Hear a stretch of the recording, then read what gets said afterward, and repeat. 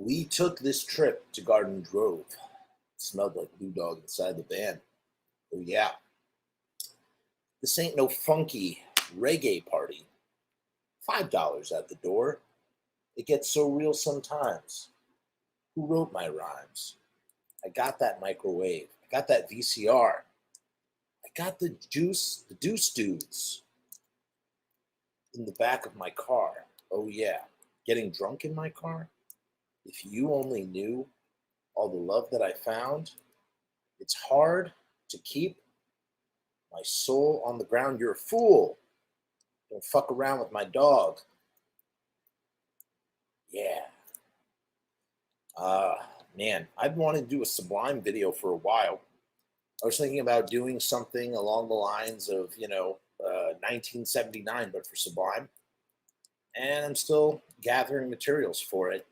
Not sure if it's going to happen or not, but something I have definitely considered.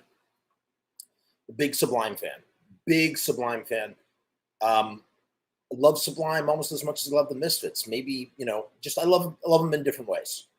But I'm a huge Rabid fan for many, many years. The thing that's tough with Sublime, and I hope I don't offend anybody who's a fan. I'm a fan too when I say this. There are certain bands that have fandoms that make it sort of hard to, connect with other people and express, one's love for said fandom, if that makes any sense. Like, I love Sublime, but I don't really connect with other Sublime fans for the most part. I don't know what it is. A lot of Sublime fans, some of the diehard ones, they're on the West Coast. It's a West Coast mentality, different from what I'm used to. I don't know. I can't really describe it, but I know that there are other bands. Like, for instance, I'm not a Fish fan, but I do know that Fish fans kind of suck a little bit. And I have a lot of friends that are Fish fans. Not talking about that. I'm just saying, like, the general. I don't know. I don't know what it is. Maybe it has something to do with the drug culture that surrounds some of these bands. Like, it's kind of weird that I'm a big Sublime fan and yet I'm sober, and I feel like such a huge part of the fandom is getting loaded, and singing "Smoke Two Joints Before I Smoke Two Joints." That's not me, So I don't know. It's a weird sort of thing in that kind of way. But I found this article on The Ringer, is what it's called. It's called The Ringer.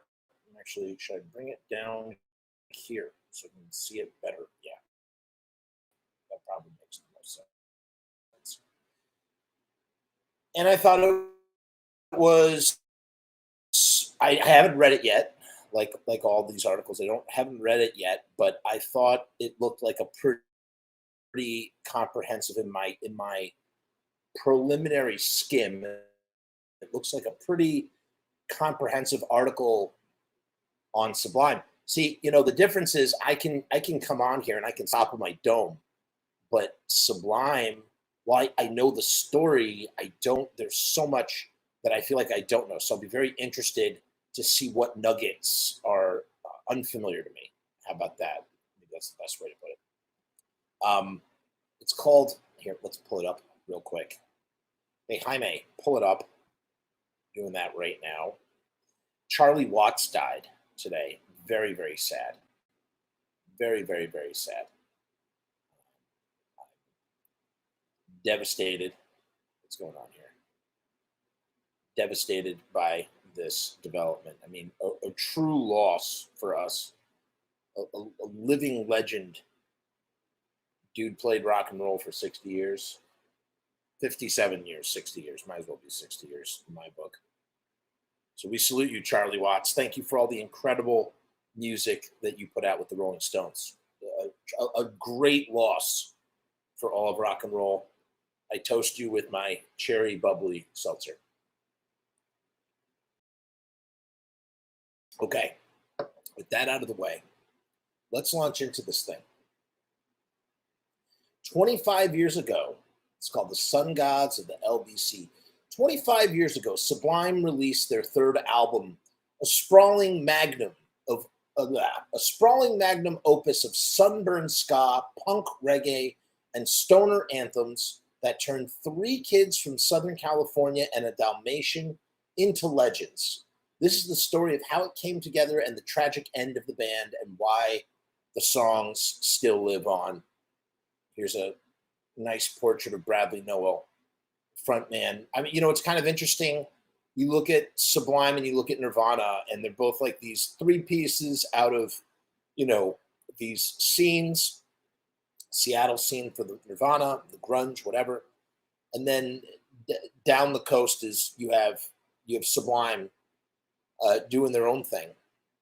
And the difference between these two bands is, they were both crippled, destroyed, obliterated by losing their frontman, songwriting, their songwriting, frontman, guitar player, who's also the lead vocalist.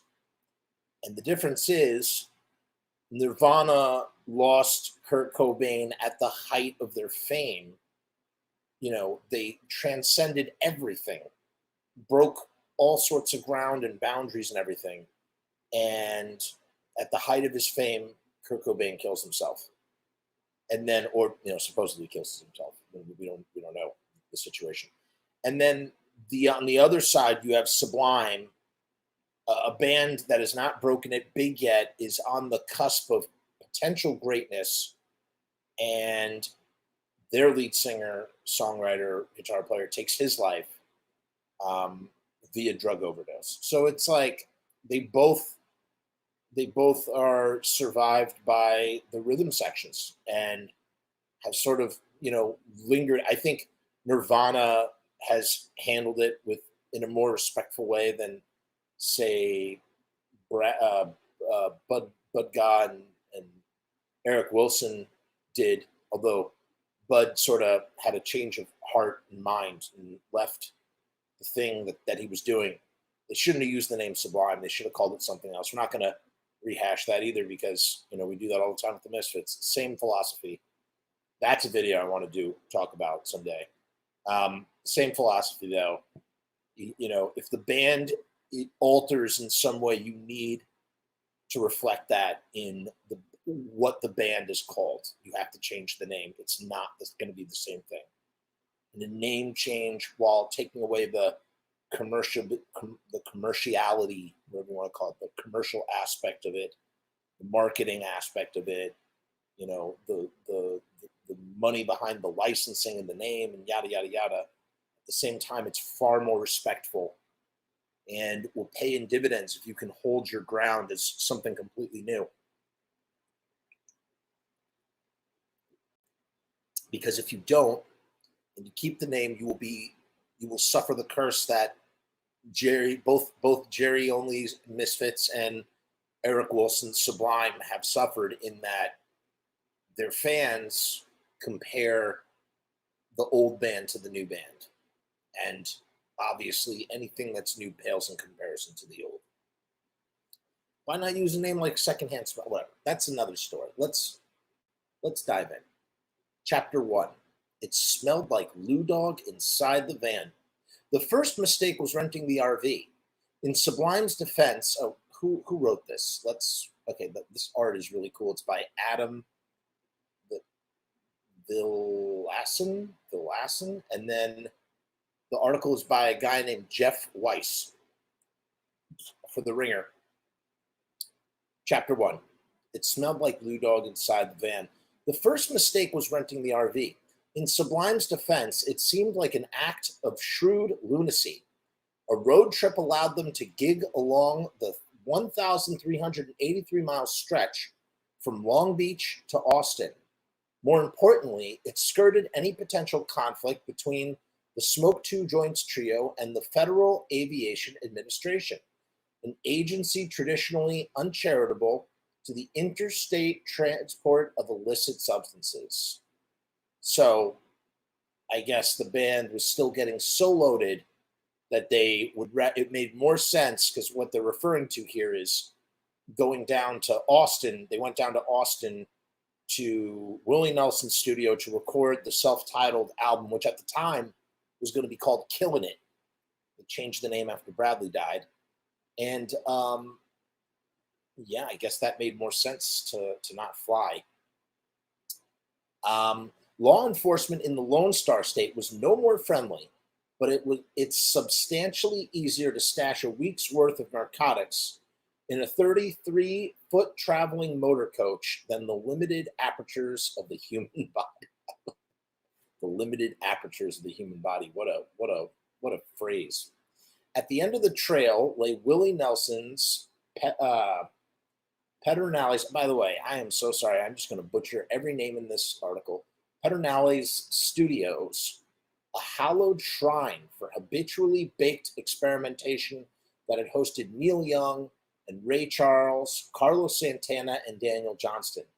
No more harmonious spot could have existed for the LBC house party heroes than the compound that the red-headed stranger terraformed into a 75-acre outlaw hacienda of breezy creativity and reefer madness, because it's Willie Nelson, who's probably down with smoking 2 joints before he smoked 2 joints and then smoked 2 more.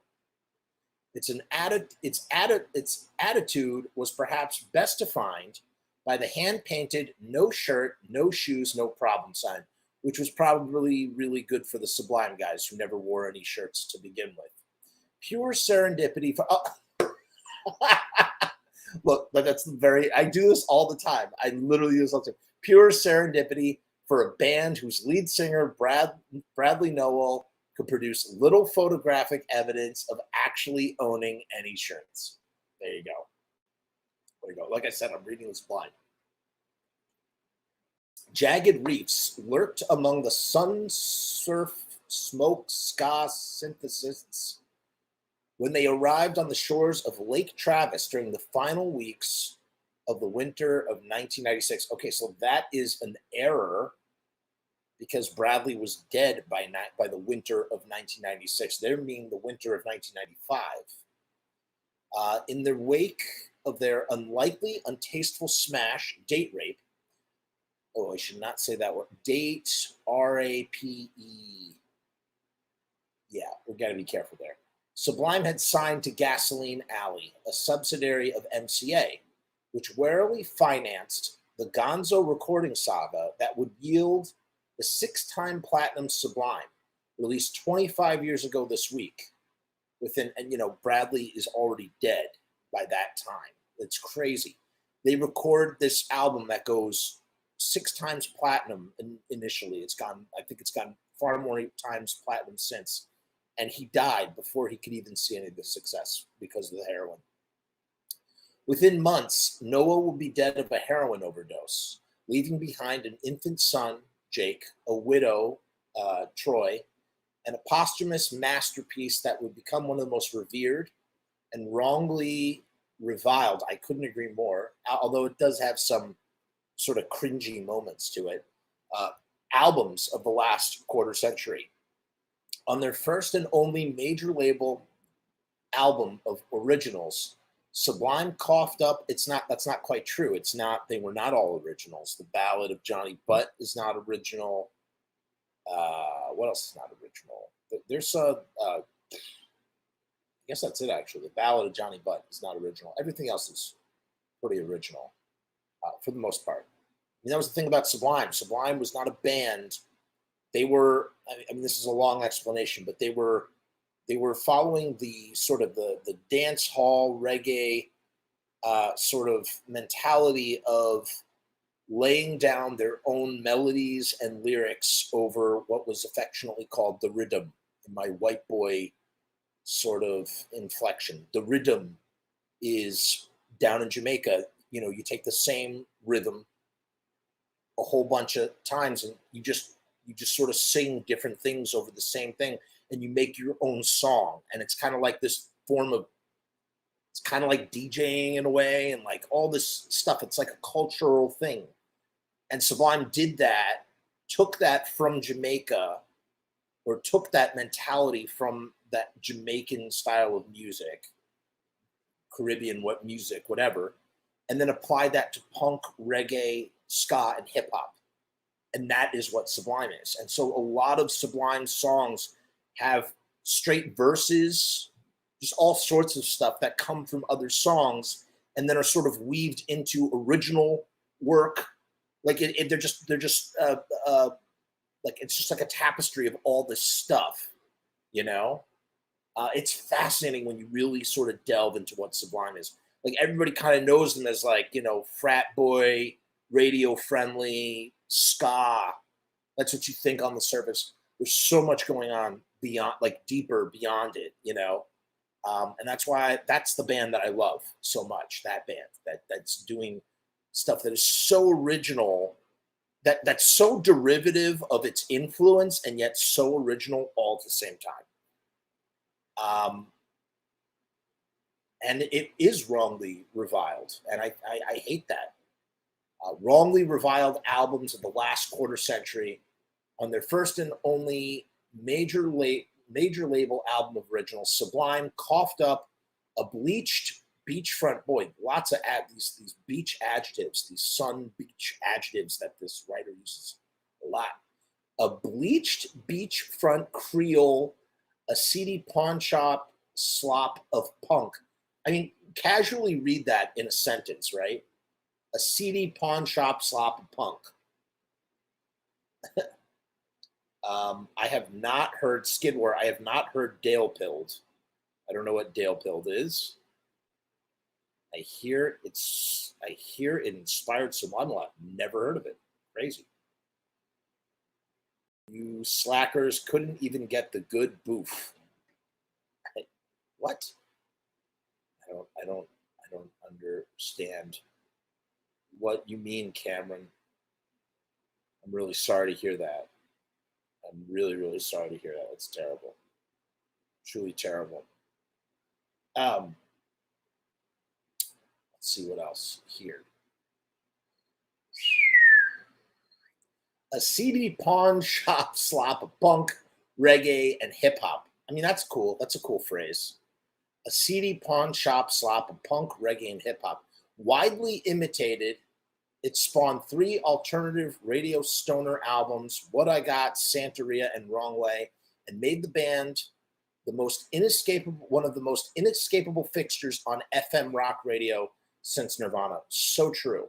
But did they change alternative music the way Nirvana did? They did not. But they kind of followed suit, along with Green Day and Sublime kind of followed that Nirvana path. But before that could happen, they had to make it up the driveway. I don't know. Okay, Cameron. I'm still sorry to hear that about your mother. Maybe history should interpret it as a foul omen. After valiantly heaving through 4 states, the belching RV finally stalled out and collapsed on the steep incline that led to Nelson's Xanadu. Picture the dysfunction. Nowell, bassist Eric Wilson, and drummer Bud Gaugh oozing out of the jalopy on that cold day in Texas. The studio employees were used to the absolute freaks, but they still reeled from the tattooed prankster's Tasmanian chaos, pissing in the sink, drunk, squinting greasily into the daylight, reeking of a stank dog, amphetamine gas, and stale old English. The canines weren't invited either, error number 2. That was one of the few rules of the studio. But Louis, the rescue Dalmatian, never left Nowell's side. And if Louis came, that meant Wilson had to bring his his mixed dog, Toby, too. Toby dog. No one remembers what happened to the RV. I read somewhere that one day Toby dog just like looked at Eric. He was like in the backyard or something. He was like old at this point. He just like looked at Eric in the eye or something. While he was doing his thing, and then just like vanished into the bushes and was never seen again. Like one of those like going off to sort of, you know, die sort of situations. And if anybody knows the story, Please correct me if I'm wrong. Um, those were the mere afterthoughts at the moment. After 8 years of clobbering every house party from Belmont Shore to San Diego, it's true, man. I mean, they got their start in '88. Their first show was a riot somewhere in Long Beach on the 4th of July. The first show was a riot on Long Beach 4th of July, and they just been grinding and grinding and grinding. They put out, and I'm sure they'll get to it in an article. They put out, this independent juggernaut. We talk a lot on the show about how the Misfits were so DIY and incredibly industrious in selling stuff directly to their fan base. Well, so was Sublime. For as dysfunctional and crazy and kooky as they were, they managed to sell thousands and thousands. I don't want to do the wrong quote, but thousands and thousands and thousands and thousands of copies of 40 Ounce to Freedom. And when you think about it, when you think about how much money is in CD sales or tape sales at that time, assuming that you're pressing it up yourself and you have like a demand for your music and you're not paying, there's no middleman at that time. It's funny, had Sublime not been signed to a major label and just kept going that route and like didn't go, get all hankered down by drugs, like, could you imagine what kind of following and fan base? They probably would have gone like the way of NoFX, the way that NoFX is today. NoFX is in one of the most successful independent punk bands of all time with Fat Records and yada, yada, yada. As a matter of fact, you would think that Fat Mike would have signed Sublime. If Sublime had just sort of really stayed punk rock about it, not gone mainstream, that they would be on Fat Records putting out records themselves. What would they sound like? What would they be like? Would they have broken through the way they broke through? Maybe not, probably not, but they might still be here today, just sort of grinding things out. More on that thought in just a second. Let's see here. Those were mere afterthoughts at the moment. After 8 years of clobbering every house party from the Belmont Shore to San Diego, every sweatbox club with skinhead audiences and strung out promoters, they had finally made it in quote marks. But Nowell was stressed. The pressures of delivering a hit compounded with the devils of addiction. MCA had already forked over 6 figures plus for his rehab stints. That's crazy to me. They already put up 6 figures just for him to get sober. After swearing to his fiance, Troy, that he'd sober up for their newborn son, Jacob, who's now 24 and is like crushing it with this band called Law. And, yes, he has his father's voice, but he's not trying to like imitate his father at all. Like, he's just doing his own thing. Matter of fact, I had his drummer, Nick, who's the drummer of Law, founding member of Law, was actually on Pizza Punk a while back. Check out that conversation. We talked about Sublime a little bit. But yeah, he'd sober up for Jake. Brad had relapsed again. He was about to turn 28 and plagued by a debilitating case of writer's block. I was really concerned on the way to Texas because before, when we had studio time, we had everything down tight so that it didn't cost us an arm and a leg, says drummer Bud Gaugh. This time I turned to Eric Wilson and was like, dude, we got maybe 2, maybe 3 songs. What are we going to do when we get out there? Eric said, I don't know. I guess we're going to have to figure it out. Now, what did they have when they were going down there? I'm going to guess it was What I Got, because there's a demo from 95. They did it with another producer. So I'm guessing they had What I Got. I know they had Caress Me Down because they played it live in 1995. And they had the music from Santeria, right?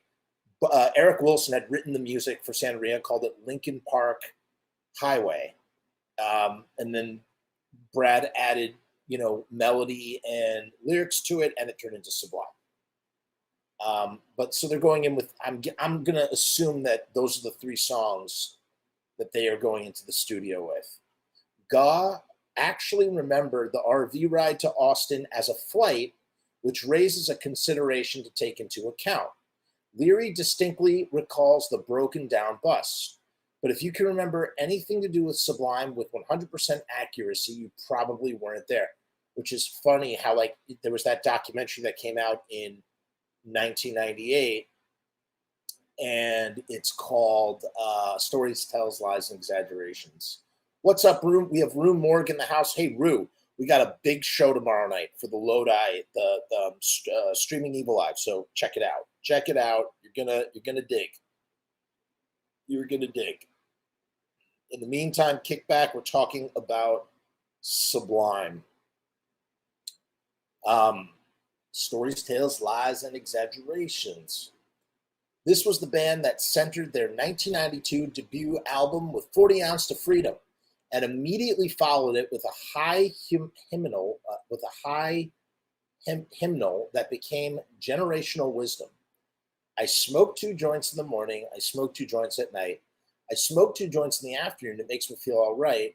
But that is also a cover. That's a cover of a song by a band called The Toys, spelled Toyes. That's not a Sublime song. So that's wrongly attributed to them. They remain among humanity's greatest endorsements for the willingness to risk long-term memory loss, speaking of Sublime. Here they are on Warped Tour, which they were kicked off of at one point because Lou Dog bit somebody. Louis was on the tour with them. And it's so crazy to think that in a year he'll be dead. They're going to make this incredible album, then he is going to die. But I guess, yeah, that is kind of true. That self-titled is probably the most, I guess, has mostly original music on it. I'm trying to think of what else is a cover, except for the Ballad of Johnny Butt. Oh, Pawn Shop might be a partial cover. No, Jailhouse is a partial cover. Jailhouse is a partial cover. Ballad of Johnny Butt, maybe Paddle Out might have been partially a cover. I don't know. I'm gonna have to go. There's a compilation called Rewind Selector where this guy painstakingly went through all of Sublime's songs and sort of matched up what Sublime took from it and like put into their own thing. The Texas Odyssey, detailed in an Austin Chronicle piece earlier this year. What? I did not know about that. Marks Sublime's second attempt at recording an album. Round 1 partnered the band with David Kane, a veteran producer for the Bangles and Fishbone. That's right, Fishbone rocks, who Sublime used to go see live, and they covered Party at Ground Zero at one point. Right, so I don't think that's the same. So that's after they tried to record an album. See, I don't know the whole history the way I know with the Misfits. So he records. They do 7 songs in the studio with Brett from Bad Religion because they almost got signed to Epitaph, and then that didn't happen. They took those 7 songs. They were going to put that on Robin the Hood. And then they added all of these 4-track recordings that Bradley had done in a crack house. And that was the second release. And then I guess they tried to record an album, which that's where What I Got comes from. And that with producer David Kane. I don't know if I'm pronouncing that name right. Kahne. If anybody has that pronunciation for me, hit me up. And most recently, Kane had maestroed MTV Unplugged for Tony Bennett, which netted them Album of the Year at the Grammys. But the similarities between that and the Sublime sessions started and ended with a Gershwin cover. The band's late 95 takeover of Redondo Beach's Total Access Studios was so anarchic and druggy that Kane reportedly called Sublime's managers John Phillips and Blaine Kaplan. So John Phillips, he runs Silverback Entertainment. He also manages Fishbone, and I think his dad does something at MCA or Gasoline Alley. I don't think Gasoline Alley exists anymore, by the way. I think it's gone the way of the dodo. I really do need a Sublime expert in here. Yo, Skidmore, what's your deal? Why are you so pissed off right now? It's really rude. There's no reason for this at all. We're just here to talk about Sublime. This is interesting. I did not know this. So he reportedly called Sublime. Wow. Now I'm gonna have to do. I guess I need to do some more looking into this because I did not know about that. He reportedly called Sublime's managers John Phillips and Blaine Kaplan at 6 a.m., freaking out and threatening to quit. For all the chaos, posterity was blessed with the rock radio eternals. What I Got, Caress Me Down, Doin Time, in April 29th, 1992. So they did get some songs in the canon. Look at that. I was right about What I Got and Caress Me Down. And I said the third one was going to be Santeria. That's what I think. Yo, I'm not going to end Skidmore. Get out of here. You know what? Should we give Skidmore a timeout? Let's just get rid of this guy. How do I do that? I don't know.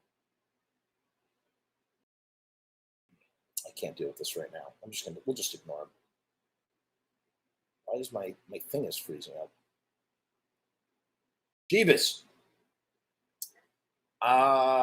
Yeah. So they got 4 songs out of that. What I Got, Caress Me Down, Doin Time, and April 29th, 1992, the Miami version, which is the Give Me My Share, I Want It, Give Me My Share, I Need It. They did it was a whole different thing. Don't worry, we're gonna get rid of let's get rid of Skidmore, shall we? Okay, Skidmore. Bye-bye. There. You're in timeout now, buddy. All right, he's gone. See you later, Skidmore. When you want to play nice, you can come back. Inspired by mixtape culture, Nowell insisted that they needed a second producer to give the album a more eclectic sensibility. So it sounds like, so I guess I didn't even realize this, between Rehab and between trying to do this first attempt at the album just being so dysfunctional and chaotic, they're running up a record. The record label is just keeping track of all this money that's being spent, because that's the way record labels work, especially at this time. They're basically a bank. They front you the money that you need to live and eat and drive your car to and from the recording studio. They charge you. They charge you for food and whatnot and all of this, and they charge you for studio time, and they charge you for pencils and paper clips, and holy crap, what is going on right now? Jeez Louise. Who is this person? Let's get rid of this dude. Let's report. Oh my God. All right. We need a moderator maybe. No. Oh my God. I just made that dude a moderator. Remove moderator. There we go. There. Cameron. You're a moderator now, Cameron. Rue, you're a moderator now. Feel like it. Now let's get rid of this guy. Remove. Boom. All right, he's gone. That was unbelievable. Holy crap. So basically, Bradley Nowell and the band are just racking up an insane build. That was crazy, right? Like first the Skidmore guy and then this other thing. I don't even want to say it out loud. That was nuts. Absolutely nuts on this channel. I don't even want to say what it is. Someone who clearly watches the stuff because he was asking me to eat pizza. Jesus Christ, what is up with that? That is so bizarre. All right, getting really, really, really distracted here. So, inspired by mixtape culture, Nowell insisted that they needed a second producer to give the album a more eclectic sensibility. It's costing them millions of dollars with the studio, yada, yada, yada. When Bradley died, they owed over $1 million to MCA. How about that? $1 million friggin' dollars. Kane preferred, am I pronouncing that name right, guys? Kane preferred drum samples and loops instead of the live rawness they sought. Entered Paul Leary, the guitarist for the scatological psych carnival, the Butthole Surfers, whose deranged subversion had been a formative influence. And he would go on, when they came back as Sublime with Rome, he would go on to produce their album Yours Truly. It's a great record. It just sucks that it's called Sublime with Rome. It should just be, they should call it Secondhand Smoke or something. It's so funny. Rue, it's so funny how this mirrors the Misfits so much. In the band came back without the heart and soul of the band and continued on. And their fans are so divided in the same way that Misfits fans can be divided. It's so interesting.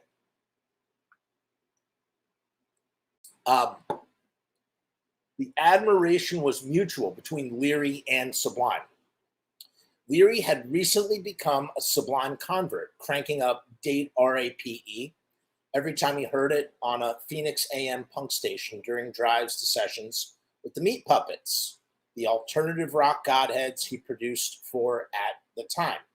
Now, everybody knows that the reason why Sublime first broke big, they had recorded Date, RAPE, DR, we'll call it DR. They had recorded DR back during 40 Ounce to Freedom era in 1991, 1982. Wow.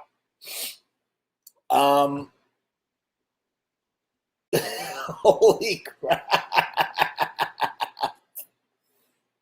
Yeah, so they recorded that in 1992. And then 3 years later, it took 3 years, but it started getting heavy radio play in 1995, KROQ in LA. And then Sublime exploded. They go on Warped Tour. They get signed. Everything starts to happen for them. So this is what Leary remembers. I was out in Tempe. They sent a demo tape of the Con recordings, and it freaked me out, Leary remembers.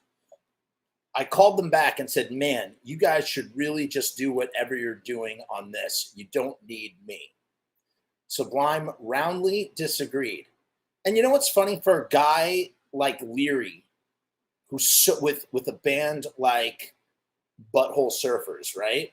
Like, you would think that what would come of that would be so incredibly weird and surreal and out of the box, that kind of thing.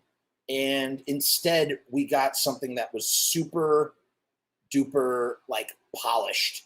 You know what I mean? Like super duper polished, super duper radio friendly, kind of interesting. Maybe Leary was able to realize that, knowing that this was going to be for a big label like MCA through Gasoline Alley, and like knew that they had to deliver something like that. So Sublime roundly disagreed. Sessions were scheduled at the Austin Altar of Willie. And, they drew like a Hitler mustache on his face and stuff out of ketchup.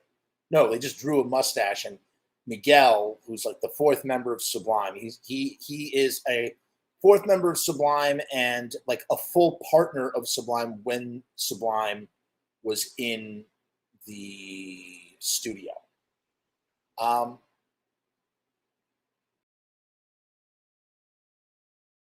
Sessions were scheduled at the Austin Altar of Willie.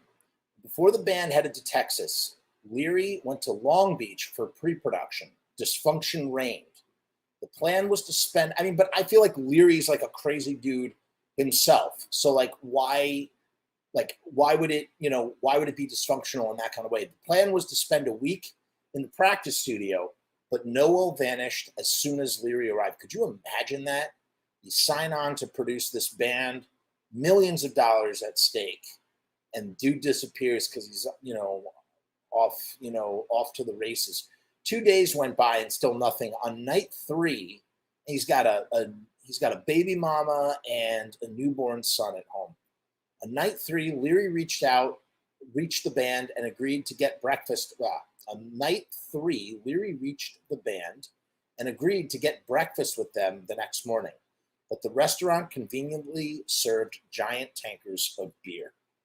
That is gonna do it. Oh, this is great. Thank you, Rue. I love this. I love this. I don't use OPS anymore. I have it. You mean OBS? I have it. I just don't use it anymore. Thank you for taking care of these crazos, Rue. They all got drunk and decided to go surfing in Mexico, except for Brad. I mean, that's so crazy, man. Except for Brad, who probably felt sorry for me being out there with nothing to do, Leary says. So he took me over to his beautiful house on the beach with his beautiful wife and beautiful baby boy. They weren't married yet. They didn't, it's funny. Troy and Brad got married 7 days before Brad overdosed. Isn't that crazy?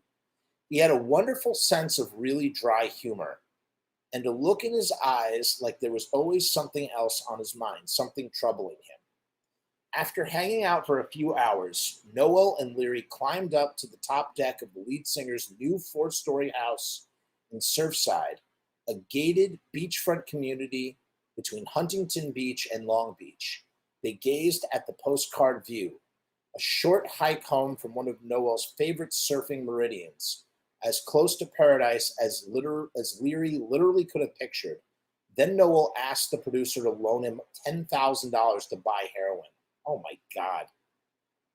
It's so insane, dude. It's like so insane. Could you imagine that? Could you imagine that? This guy is coming back. Oh my God. Oh my God. I mean, this is shocking to me. $10,000 to buy heroin. He's already, like I said, 6 figures into debt with a record label. Newborn son, wife, beautiful house. I didn't realize that Huntington Beach was so close to Long Beach because TSOL is out of Huntington Beach. I wonder if there's any overlap there. I was like, I'm sorry, man. I don't have $10,000, Leary says, laughing. The impact of the time lightening the gravity. He was like, I'll take a check. No notes were recorded during pre-production, but for all the extracurricular disarray, Sublime were consummate professionals in the recording booth.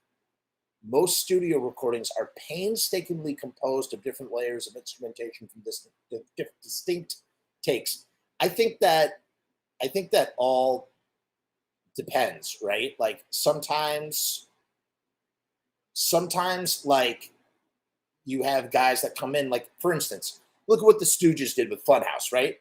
Like they go in and they record the whole thing live with the producer who recorded Louie with the Kingsman, I think it is, right?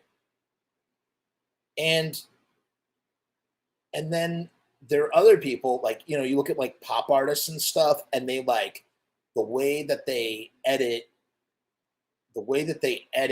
their takes together. It's like, like I've been reading The Hepatitis Bathtub, which is the NoFX book. He talks about once Hefe comes into the band, they're able to, take Fat Mike's vocals and sort of Frankenstein them in a way that it really sounds like he's able to hit all of these notes. You know what I mean? Like completely and totally hit them. Oh, interesting. Boom. And he's gone. I can do this all night.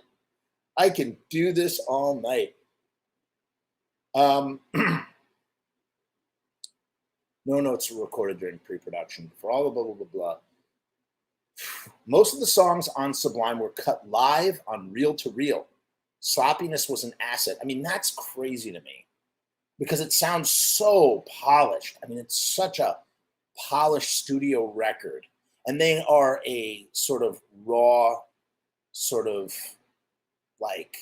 they're a raw band. You know what I mean? Well, 1 second, guys. I just realized something. Let's see here. And boom. There we go. Wow, this is the stream off the rails, huh? I don't know what it is. Maybe I can't talk about Sublime the way I can talk about the Misfits. But this is blowing my mind. I did not know this. Most of the songs on Sublime were cut live on reel-to-reel. Sloppiness was an asset. An inspired rope-a-dope honed over a nearly nonstop decade of gigging. They were tight. They were friggin' tight. These guys played 1,000 shows together, the three of them, this core. Well, Bud was gone for a while. Bud found Jesus and bikers, and he went off to be a Jesus biker for a while. And then they brought in Kelly Vargas, the brother of Matt Vargas, from the song Greatest Hits, who, by the way, is the guy who recorded Raleigh Theodore Sakers. I know some stuff. That, yeah. It's interesting, though.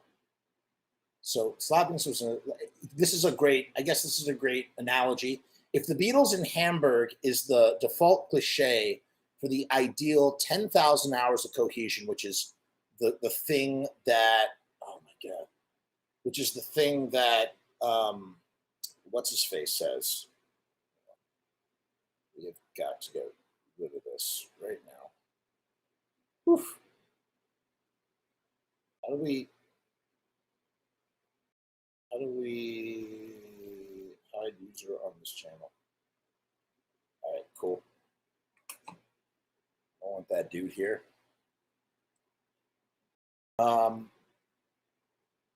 Yeah, so you hear that there's that theory called the Outlier. Malcolm Gladwell, the Outlier theory. He talks about how the Beatles in Hamburg played so much music together that they created this sense of chemistry that allowed them to be the Beatles. And in order to master something, you need to do it for 10,000 hours, and that they have 10,000 hours of cohesion. So that's what they're saying here. Sublime's Star Club was countless house parties in backyards of Long Beach and all-night bonfires on the beaches of Ensenada, which I think is in Mexico. It's amazing, Leary adds. They had obviously practiced that stuff an awful lot, and they were just that good. If Nowell's best songs often revealed deceptively careful writing and wry storytelling, the drug binges didn't lend themselves to narrative inspiration. In Pedernales, he kept insisting to Leary that he was going to spend time writing lyrics for real, but the producer figured out that his improvised freestyles would be more effective. That's interesting. And that's why he supposedly got started on heroin in the first place. He claims that he wanted to do it for a year as an experiment to see if it would make him more creative in 1992. And it's a shame because you look at Sublime in 1992, there's a great video at a No Doubt release party. It's online. And this is when Miguel is playing second guitar. So they're a four-piece. Kelly Vargas is in the band. It's Kelly Vargas, Eric Wilson, Miguel, and Brad. And they're playing live. They're doing DJs. And that second guitar and Miguel doing like samples and stuff, and Brad like being straight, like not like, strung out on heroin. They are just so good. They're so fantastic. I wish that the whole show was available. It's not. There's only 2 songs you can hear. Todd Foreman is on saxophone. It's when Todd was still very involved with Sublime before he sort of got away from things. And it's just like you really see the contrast, because then you look at a show from '94 and they're kind of doing like an organic instrumental live hip hop thing where half the time Brad's not even playing guitar. He's just sort of rapping, freestyling with his microphone, doing this incredible thing with that, that voice of his, and it's just drums and bass. And then occasionally Brad picks up the guitar and plays. You know what I mean? Like, it's kind of insane. But I think that was a great tactic of Leary. Like, hey, we're gonna, do the thing that you do so well and just produce, he's producing them he's telling him just freestyle. You know what I mean? Yeah, so that's kind of cool. And here's Brad being all self-conscious about what he's going to say. And, the thing is, you look at a lot of Sublime songs, there's a lot of, thematically, there is something, here's another thing that's in common with something that Glenn Danzig loves so much. there's a lot of Bukowski in Sublime, but not in the same way. Like the idea of like the gutter life that Bukowski is always writing about, like the gutter lifestyle, like, you know, just these stories that didn't really reflect Bradley Nowell's life, because Bradley Nowell was a rich kid from Long Beach, you know what I mean, who like purposely got hooked on drugs and turned himself into a drug addict and started living in crack houses and writing these songs like Mary, Freeway Time, in LA County Jail. You know what I mean? Garden Grove.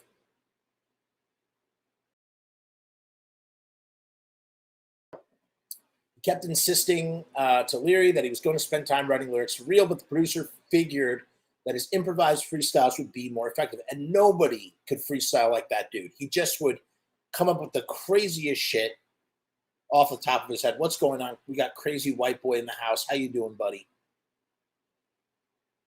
Yes, Seed is such a good friggin' song. Talking about that wrong way too, you know, in that kind of way. Under My Voodoo. Quotables, now long fabled in bong rip lore, often started as off-the-top gibberish. Leaving piles of tape on the floor, Leary and his engineer, Stuart Sullivan, took 10-minute Bradley rambles and ingeniously polished them into 3.5-minute gems. Isn't that crazy to think that some of those lyrics, some of those songs are just written like that off the cuff? And I think, you know, you can hear some of the Sublime self-titled. They started playing those songs in early 96. They were already playing some of those songs. They're playing Seed live. They're doing Same in the End, but they're not really nailing. He's not really nailing the lyrics. You know what I mean? He's not really doing it. He's not doing it like the studio tracks. But the band's exploits proved taxing, man. And you know what's interesting too? Right now, Eric Wilson and Bud Gaugh are currently in the studio with Miguel, and they are putting together new Sublime stuff, right? Like they're putting together these I don't know what you would call them, like a remix album or something, like just stuff like that, like duets or something like that. I don't know, something crazy, where they're sort of manipulating Bradley's voice, but it sounds like they were doing it even when he was alive. It was almost like he was a marked man anyway, and they're just putting as much stuff in the can before he died. And now they're apparently, there's so much friggin' leftover, you know, scraps in the studio and whatnot, just waiting for something to be done with them. You know, they said they scraped the bottom of the vaults with everything under the sun, and that's not exactly the case. So the band's exploits proved taxing. When they showed up, Barney Gumble drunk to sessions that started at noon, Leary suggested an earlier time. The next morning, Sublime arrived armed with a pitcher of margaritas.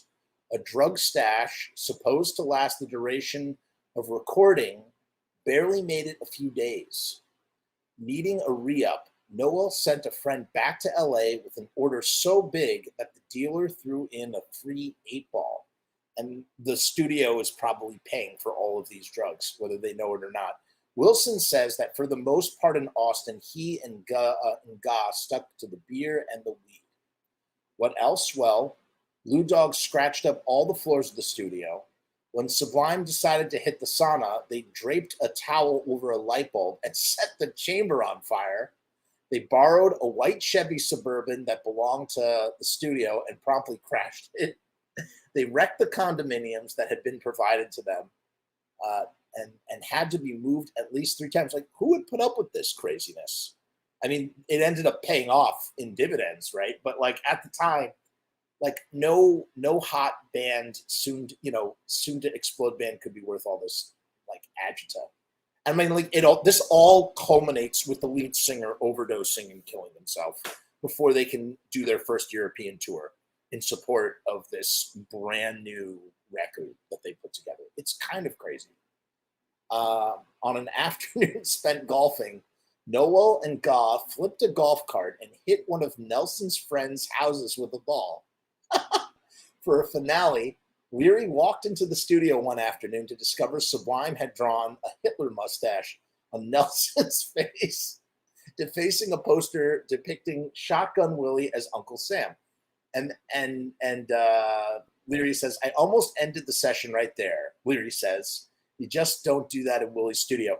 But I mean, again, this is the guy from Butthole Surfers. Like, they do crazy stuff all their own. So, like, I don't know. It just, like, you would imagine that he wouldn't even bat an eyelash at something like that. And yet he kind of does. He kind of does in a big way. It's interesting. And Miguel would fix Willie's mustache.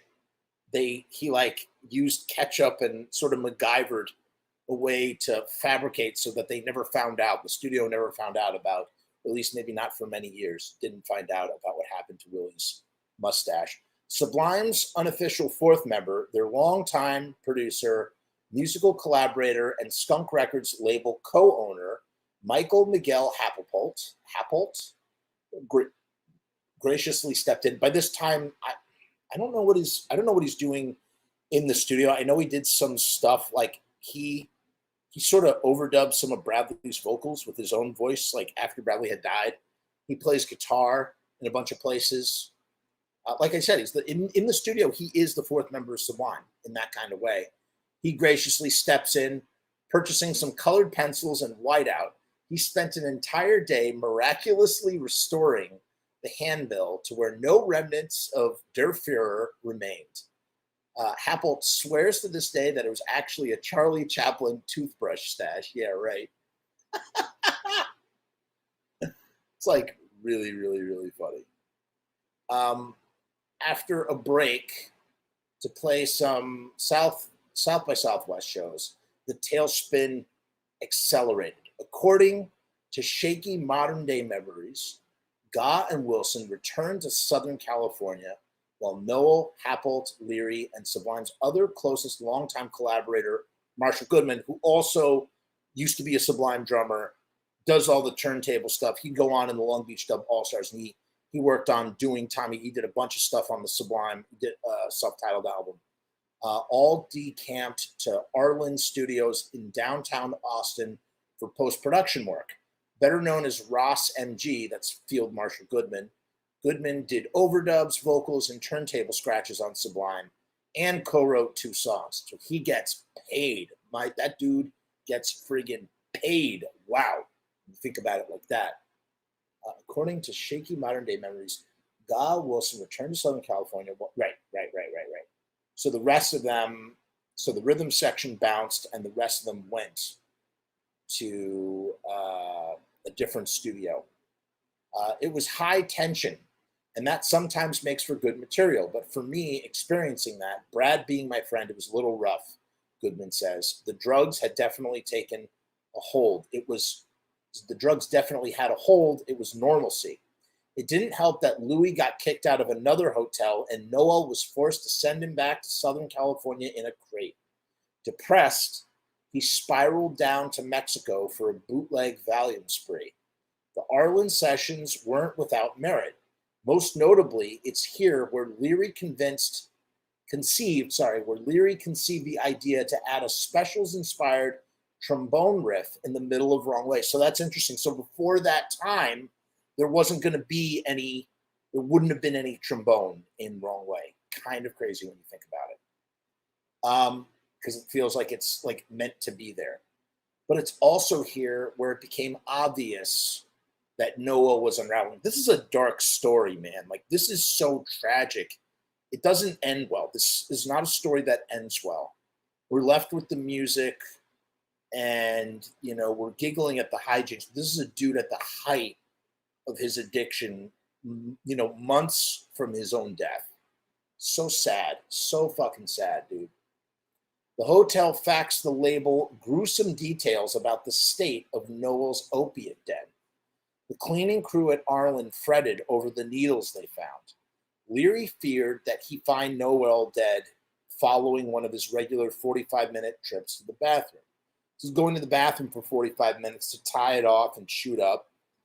2 years earlier, Nowell was really, really bad. Right before he had his son, his parents, his dad was ready, had accepted the fact that his son was inevitably going to die from his drug addiction.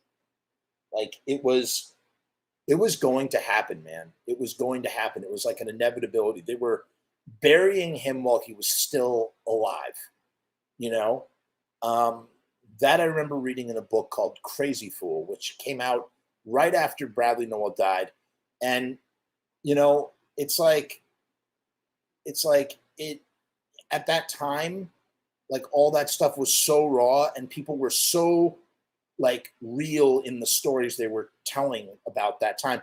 Because a lot of that stuff, when you look back on Sublime documentation in the late 90s, a lot of it is sanitized. At least it feels sanitized to me. They gloss over the ugly reality of Bradley Nowell's drug addiction.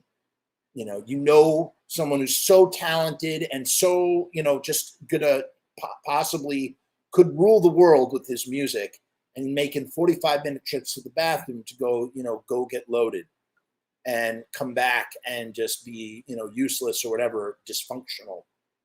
It really is. It really, really is sad. And so Leary says, it eventually got so bad I had to pull the plug. I can't watch you kill yourself like this anymore. You're going home. Enraged, Nowell fired Leary, his manager, and everyone else he had the capacity to dismiss. Later that evening, he calmed down and called up Leary to let him know he understood and respected his decision. In the AM, Leary drove out to the Sublime condo to see them off. Bradley had apparently agreed to check back into rehab. Their goodbyes were pleasant, but the producer was left with the grisly suspicion that he would never see Bradley alive again. I don't know if that's actually true, but man, that was just chapter 1. Holy crap. This is a real friggin' crazy friggin' story, man.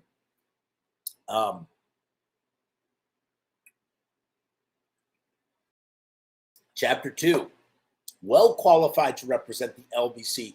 To understand Sublime is to understand the telepathy of Nowell, Gaugh, and Wilson, which is to understand the cultural dialect of Long Beach.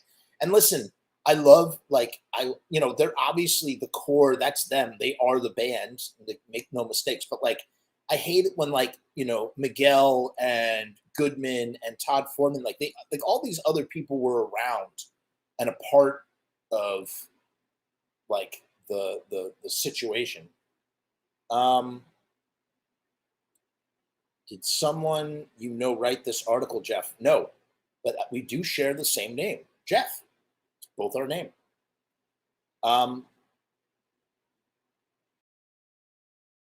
Understand Sublimes to understand that kind of bothers me. Which is to understand the cultural dialect of Long Beach. As Northside LBC historian Vince Staples once told me, to understand Long Beach is to recognize its diversity as embodied by Sublime, Snoop Dogg, Nate Dogg, Warren G, and Cameron Diaz, all simultaneously attending Long Beach Public High School in the late 80s. Wait, what? I did not know this. This is blowing my mind. This is blowing my mind. You're telling me Sublime, Snoop Dogg, Nate Dogg, Warren G, and Cameron Diaz all went to high school together. Talk about putting something in the water. As the story goes, the future All-American Mary As the story goes, the future All-American Mary, there's something about Mary, bought weed from a pre-chronic Snoop Dogg at Long Beach Poly. A few miles down East Anaheim Street, past East Side and Cambodia Town, Nowell attended Wilson High. bashing out malt liquor punk in Sublime's first iterations, Hogan's Heroes and Sloppy Seconds. Those are both bands that feature Eric Wilson, Bradley Nowell, and Field Marshal Goodman. It is slightly inaccurate to say that Long Beach is the shadow twin of LA, the shiny mythologized beast sprawling to the other side of the 405. The two cities are naturally intertwined. Same county, same radio station, same smog, different sets, but the same gangs. See, I didn't know all this. The difference are subtle to outsiders, but significant to anyone attuned to the socioeconomic and tattoo differences among the 301, the 562, and the 714 area codes, let alone when the 213 split off around the time Sublime dropped 40 Ounces of Freedom. Whoa, you know your geography, man. You know your geography. You know, it's interesting how we were talking again about the parallels between the Misfits and Sublime. Out there, Long Beach is kind of like Lodi, right? Like it's kind of like this legendary thing with its own set of fans, its own like inner circle. I don't know. Pretty interesting. Pockets of wealth exist in Long Beach, but it's historically a blue-collar port city, a hub of petrochemical behemoths, and at one time aerospace titans, receptive to immigrants from Southeast Asia and Latin America. It is to LA what Oakland is to San Francisco, Tacoma is to Seattle, and Baltimore is to Washington. Okay, there you go. That's the first analogy that really strikes home. It's Baltimore to Washington, D.C. Maybe it's because I'm an East Coast person. Unvarnished and raw, stripped of artifice and delusion, the ideal particle collider to spin out radical styles, weird scenes, and original ideas. It's where Sublime created their own form of Southern California fusion with a lead singer who can croon alcoholic symphonies punctuated by lewd, Easy-E come-ons, and then switch to serenades in fluent Spanish right down to the slang, stripped of all traces of gringo accent. An iconoclast who gracefully avoided the Ross Trent trappings of white boy reggae, so true, and competently reinvented a Grateful Dead classic, Scarlet Begonias. He could write pop hits off of a Gershwin flip and then have them remixed by Snoop Dogg and the Far Side. That was Sublime. That was Long Beach. And this guy, Jeff, nailed it. Freaking nailed it. Truly. Let's see here. It could have gone terribly wrong. Nothing against Orange County. Maybe a little. Where Nowell spent most of his early years, let's take that again. It could have gone terribly wrong. Nothing against Orange County. Maybe a little. Where Nowell spent most of his early years, but he had stayed there. His talent would have been partially squandered. But had he stayed there, his talent would have been partially squandered. In the homogenous capital of Reaganland, the future author of Freeway Time in LA County Jail, phenomenal acoustic track off of Robin the Hood, might have bombed Yeager alongside the USC-bound Young Republicans of the post-John Birch Dominion, the scions of savings and loan shysters, slippery defense contractors, investment fraud golems, and plasticine real estate brokers. I don't think Brad Nowell would ever fit into any of those boxes, even if he wasn't a punk rock musician. Imagine if mayonnaise could serve. Instead, Sublime's first semi-official recordings featured Live at Ease, which would eventually make it to 40 Ounces of Freedom, a song with a title inspired by Nowell's excitement to record at Cal State Dominguez Hills Studios, just a short blunt cruise from the ancestral East Side Compton home of Eazy-E. One of Nowell's earliest bands, Sloppy Seconds, featured Ross MG's sister Ruth. Oh, maybe she was in it. A saxophonist who Snoop, then Calvin, had once tried to date. Bradley was raised hood adjacent in the OC. He might as well have looked at hip hop and reggae through a telescope. It's crazy. And Cal State is where they would eventually record all of 40 Ounces of Freedom as well. Long Beach was really a musical city, Gaugh says, while discussing the time and the place that produced one of Sublime's most overlooked predecessors, the low-riding 70s fusionists wore. Driving down the street with your windows down, you'd hear 5 different types of music down 5 different blocks. Latin, jazz, hip-hop, rock, Cal Trader on one quarter, P-Funk on the next. Sublime playing the Warped Tour. Nolan's parents were high school sweethearts from the Sunland to Junga area of the East. You know, West Coasters, like people in LA, like they get off on like all of the like the lay of the land out there. You know what I mean? They're all about like the what's it called? Like telling you the names of streets and neighborhoods and stuff. Like it's almost like they want to see if like you'll be able to say that stuff back. It's like some sort of like state pride kind of thing. I don't know, something like that. His father Jim was a successful general contractor. His mother Nancy taught piano and flute and sang with perfect pitch. It was a musical lineage of at family parties.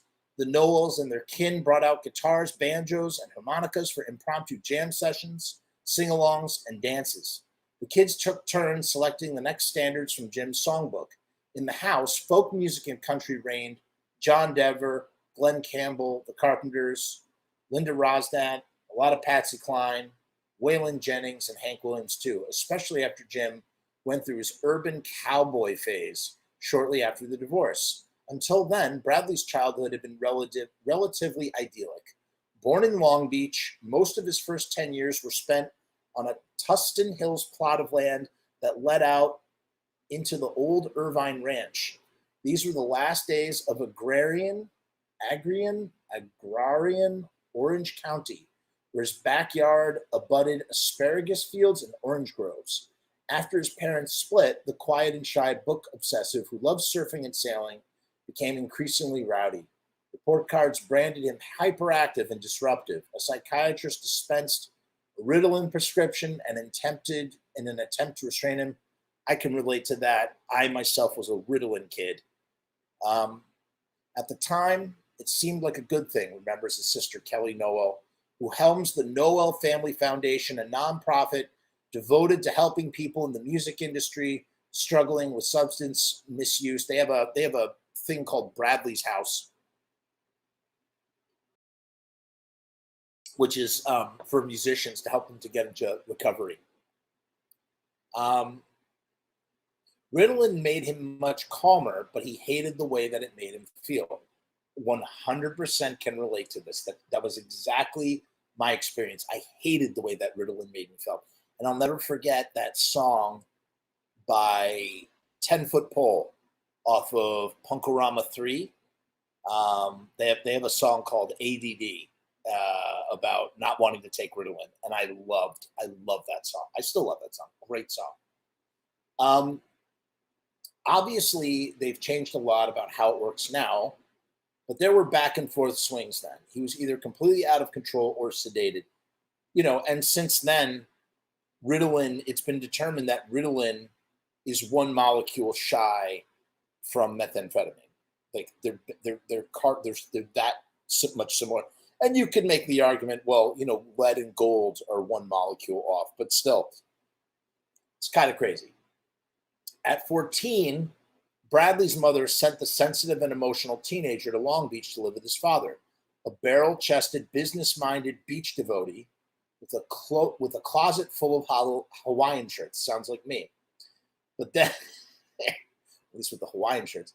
But then Bradley's plan of action had been plotted. In the wake of the marital dissolution, Jim and Bradley took a father and son trip to the Virgin Islands, which exposed the younger Nowell to the Caribbean sounds that captured his imagination. This is the story that we all know as Sublime fans. Shortly thereafter, he met Eric Wilson at tryouts for a junior high band. Nowell didn't make the cut, but he and Wilson eventually formed Hogan's Heroes, which nodded at their punk roots by swiping the names from a 60s CBS sitcom about a German POW camp. Wilson hailed from a multi-generational clan of musicians. His father, Billy, a big band jazz drummer, had one of those vagabond 20th century adventure careers that might as well have come straight out of a Jack London novel. Billy Wilson, and that's the name, Eric's son is also Billy. Billy Wilson honed his chops in his father's band in Depression-era Oakland, then gigged on cruise ships and in the Shanghai Philharmonic in pre-revolutionary China. After a World War II stint in the United States Coastal Guard Band and another putting calfskin heads on drums in Burbank music shops, the elder Wilson wound up at the Ostrich Club on the LA Harbor Naval Base, met Eric's mom, and bought a house in a trailer park. His career ended in the Long Beach Municipal Band, which offered a decent pension and at the time to teach everything he knew to his trumpet player turned bassist son and his best friend, Bud Gaugh. So Eric Wilson is the person that brings Brad and Bud together, right? Apart from the unusual candidates, Bad Brains, the Minutemen, the Wailers, the Clash, the Dead Kennedys, millions of dead cops, and dozens of other canonized and forgotten punk, reggae, and classic rock bands. I put the Damned in there. You got to put Fishbone in there. So much, all the hip hop, friggin' NWA. Bill Wilson was the most formative early influence on what eventually became Sublime. Bill Wilson was like a second father to me, a total inspiration, Bud Gaugh says. He was like, I used music so I didn't have to carry a rifle. I did my tour of duty playing USO shows. I'm hanging out with all the girls and Bob Hope, doing all these fun shows and entertaining the soldiers so I didn't have to carry a rifle. Music will be good to you if you are good to it. Then I was like, well, that was a different time. You were playing a popular music. And he's like, hey, man, my parents hated jazz music. They were classical. I don't even know what's being said here. And I was playing punk rock, and I was playing the punk rock at the time. And I was like, wow, okay, let's give this jazz thing a try. Saying that jazz is like the punk rock of that time. The vision materialized in 1982 when Gaugh's father, a drill press operator, turned Southern California Edison employee, took his son and Wilson to see the Clash and the Who at the Los Angeles Memorial Coliseum. Did the Clash and the Who do a show together? I didn't know that. Maybe 2 shows? That's crazy. Even with Keith Moon cremated, the Who opened Gaugh to rock's possibilities. I guess not. I think that's about it, Wilson remembers from his ranch in rural northern San Diego County nearly 4 full decades later. I pretty much wanted to figure out the guitar or the bass. Eric Wilson is a friggin' genius. What's crazy is, everybody talks about Bradley Nowell being like this madman genius. Nobody talks about Eric Wilson and how important he was to Sublime. Brad could shred on the guitar, and he was pretty proficient when he wasn't like sloppy ass drunk. But it's friggin' Eric Wilson's bass playing that really almost kind of becomes the backbone of everything. Because most of the time, Bradley Nowell's doing that ska rhythm, that the upbeat, right? And then who's sort of leading everybody by the nose? It's Eric Wilson's bass playing. Eric Wilson's bass parts, he's almost like he's playing lead bass in a way, and it's really, really, really, really spectacular. Like if you sit and you listen, just listen, like try and single out everything out of, try and get everything out of your mind when you're listening to a Sublime track and just listen to the bass. And it's pretty freaking great. Truly, truly, truly. His obsession with Jimi Hendrix, Ginger Baker, and John Bonham deepened rock stardom, His obsession with Jimi Hendrix, Ginger Baker, and John Bonham deepened. Rock stardom beckoned, but the gap between reality and expectation remained distant. Wilson started ditching class and doing drugs and ended up in continuation school. I don't know what continuation school is. I do know that before, I don't know if it was before he met Brad, but he had another friend who died of heroin. And when he found out Brad was on heroin, he like flipped out. Eric Wilson did, like got so sad. And he talks about it in this book, Crazy Fool. That's why I like that Crazy Fool book, because I really think that he like, you know, sort of was really speaking the truth. Since then, you know, I don't know, Eric has kind of changed over the years. I got to meet him once. He came to New York. He was playing in a band called the Long Beach Short Bus. This was after Long Beach Dub All Stars. And man, it was so cool to meet him, man. He's like a larger than life dude. Came off the bus, shook my hand. I asked him one dumb question. I was like, dude, who recorded Raleigh Theodore Sagers? Where did you guys get that? That was my one question I asked him. And told me that it was Matt Vargas, Kelly Vargas's brother. His obsession with Jimi Hendrix, Ginger Baker, and John Bonham deepened. Rock stardom beckoned, but the gap between reality and expectation remained distant. Wilson started ditching class and started doing drugs and ended up in continuation school. Gaugh was slightly more academic oriented, but skipped higher education. Nowell was the exception. Even though he was already snorting coke, smoking weed, and drinking heavily by his mid-teens, an innate scholasticism earned him admission to UC Santa Cruz. A photo excavated for the 2019 documentary Sublime, which has still not come out, perfectly captures Nowell at 18. He's Dennis the Menace, playing Spicoli, half angelic, babyface, slightly pudgy, and exorbitantly stoned, with a glint of mischief subverting his dimple grin. This guy is a good writer. His dorm room walls are decorated with Surf magazine cutouts and handbills of Burning Spear and Bunny Wailer concerts. Unlike the historical majority of white Santa Cruz reggae bros, Bradley does not sport dreads, which I think is kind of rad. Not that I don't really have a problem with white people having like dreads or anything. I don't really give a shit what anybody does with their body. But I think that's kind of cool that he didn't lean in on that. You know, there's something so insincere about that kind of, I don't know, there's something insincere about that for me, at least. It feels like trying too hard, I guess, maybe. Sublime officially began on Ocean Boulevard, a fact so absurd that it had to be true.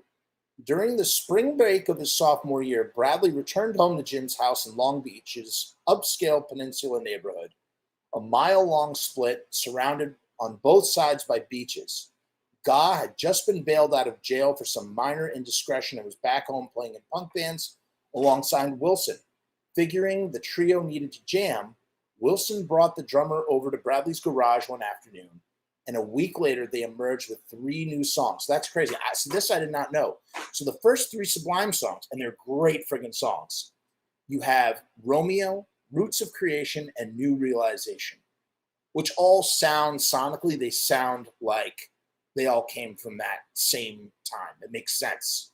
They're really good. And 2 recordings of Nowell originals date RAP and Eben, except that Eben is not written by Bradley Nowell. It's written by this guy called Eben Sterling, who Brad knew up at school.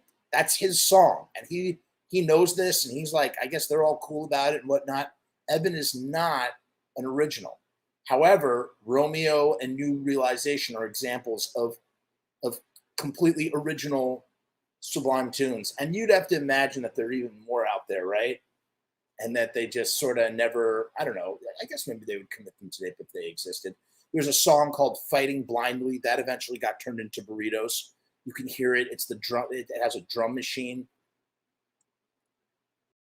It was like, Surfer Kid seems pretty clean cut.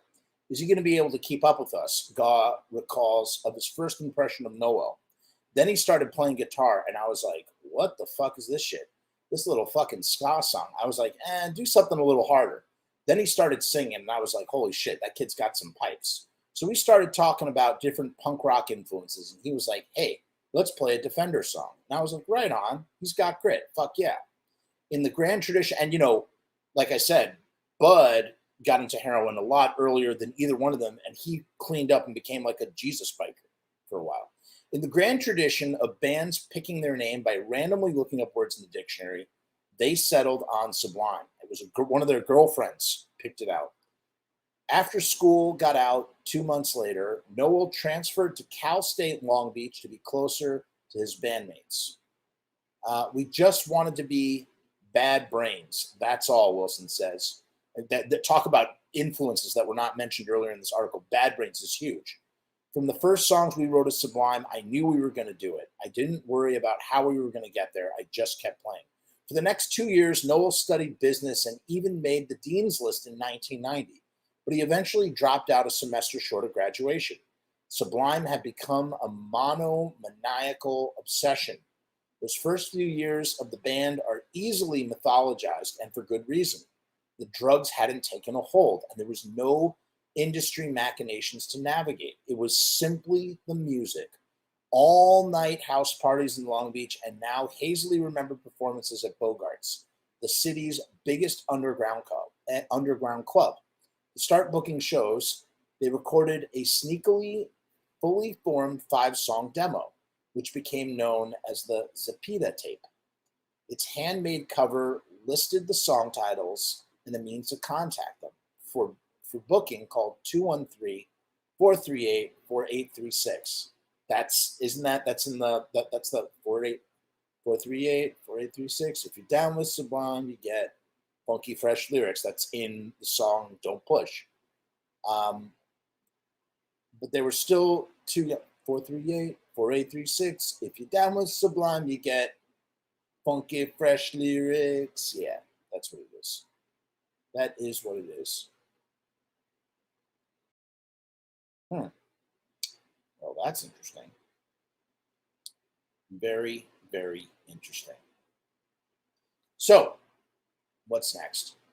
They were still too young to get into the bars, so you could catch them jamming in the canals in Naples, out on 2nd Street, rolling up joints with the acoustic guitar box open, jamming out, getting booked by bystanders to play backyard parties for free beer. So they're a backyard party band, and this is where they accumulated their 10,000 hours of synthesizing. We were talking before about chemistry, how important chemistry is, man. And here's an example of a band that just friggin' is working and working and working on their chemistry, just getting it so down pat that, when it's time to, get into a multi-million-dollar studio, high-pressure situation with a label riding your ass, they're able to do what they need to do. But that would happen years later. The biggest shame is that I think that they exist, but they're not public. There are not a ton of recordings of early Sublime stuff. Like, it's very hard to find early tapes. Like the earliest, like I said, that 92 show is pretty early. There's a boat. They did a boat cruise where they played songs like I Shot the Sheriff, Live at Ease, the only time they ever played Live at Ease live that's like recorded on tape. This is the earliest Sublime we get. Every show that, the band started to be heavily recorded around 93, 94, really 94, 95, 96 is when the band is heavily documented. And thank God we have those recordings, but they're shit shows. I mean, almost all of them, they're just so sloppy. Very few shows are really great shows. Memories is a great show. They're few and far between. Let's put it that way. But those early Sublime shows where they really, really care about the structure of the songs live on stage, hard to come by. They do exist private, in private collections, and I hope that more of them come out someday. Every once in a while, something leaks, and it's just revolutionary. You find out some revelation, that some cover of some song that you didn't realize that they used to cover and whatnot. Pretty cool stuff. The parties. This is the first thing that anyone long associated with Sublime remembers about the band's early years, when they became the official Long Beach house band, inheriting the throne vacated by TSOL. So there you go. There's the TSOL connection. And local legends, the Falling Idols, which they have a song called Falling Idols, which is based on the Falling Idols song called Falling Idols, which is just an instrumental, and it's a really great one. You can hear it on Robin the Hood. Sublime was suddenly everywhere, backing HR from the Bad Brains before an audience of Cal State Long Beach students at the Nugget. So that's around 1991. And HR from the Bad Brains, he's put out an album called Charge, and it is fucking great. And you can hear on the box set, track 2 off of Charge, Shame in the Game. You can hear them doing it live with HR, and it's just absolutely phenomenal. And that's when the band was really trying to, they were trying to be on their game, the best of the best, backing up the legendary frontman of Bad Brains. And you hear Bradley just like freestyling on Shame in the Game and just fitting in so well. It's great, man. Check out that Shame in the Game on Everything Under the Sun. And then check out the original version with HR. Both great songs.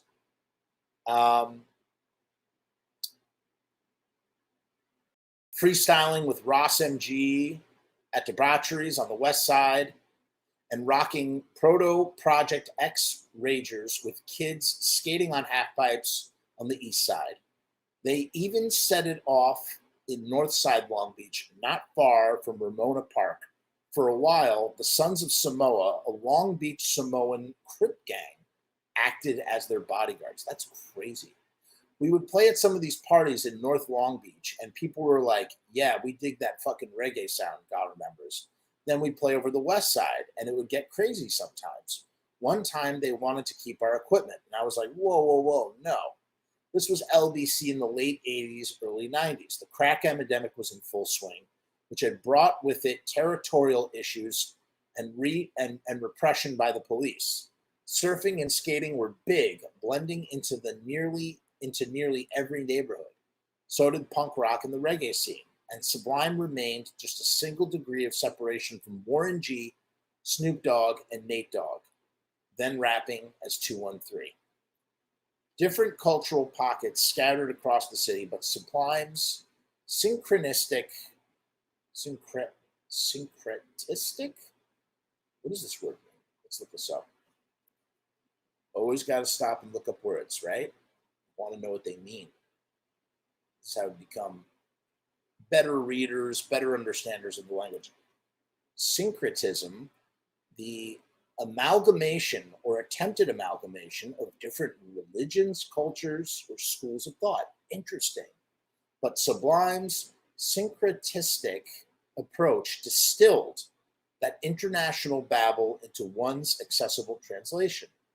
At one of those 89 keggers, Sublime crossed paths with Michael Miguel Happold, a recording student and member of the cowpunk surfabilly band, the Ziggins.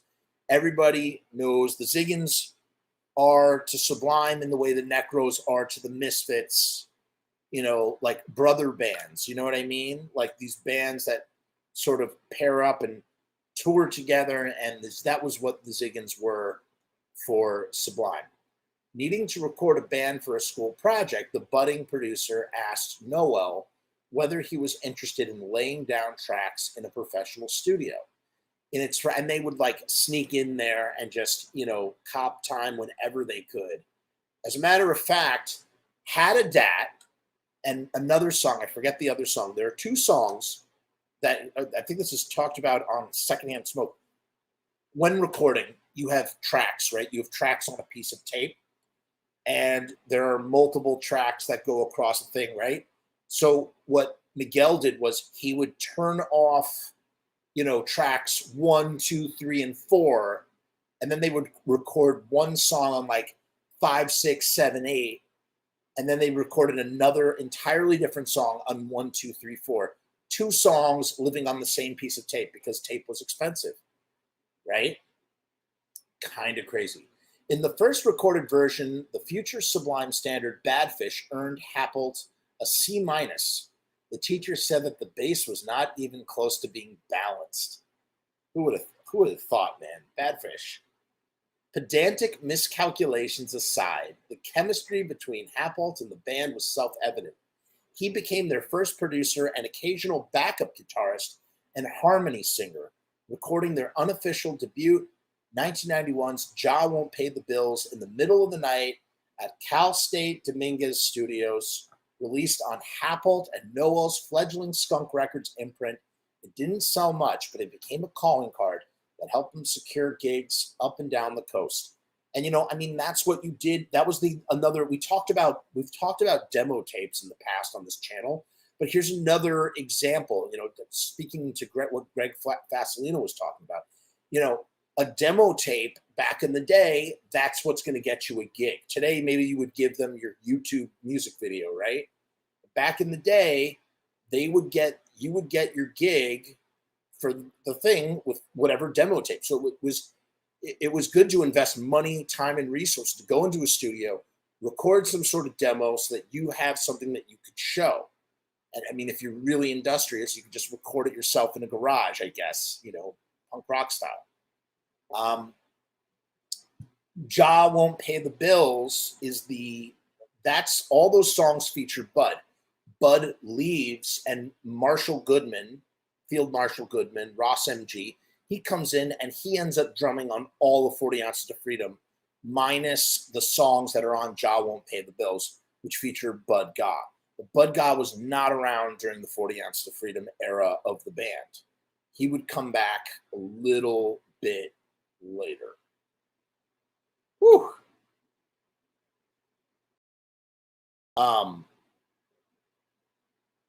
So what's up? We have Truck in the house. What's up, Amy? How are you? Welcome to the shit show. Got a shit show today, is what it is, and that's all that it is. And yes, Sublime did do Hope. As a matter of fact, the last song that Bradley Nowell ever played, you know what the last two songs Bradley Nowell ever played? The Petaluma show, 5/24/96, they played All You Need. That's a Sublime song. And then they covered Hope by the Descendants. All you need is hope. So sad. Or hope, all you need hope. Crazy when you think about it. So they did Ja Won't Pay the Bills, put it out on Skunk, and they started to secure gigs up and down the coast. Let's see, when I met Brad, he just wanted to make great records, Miguel remembers.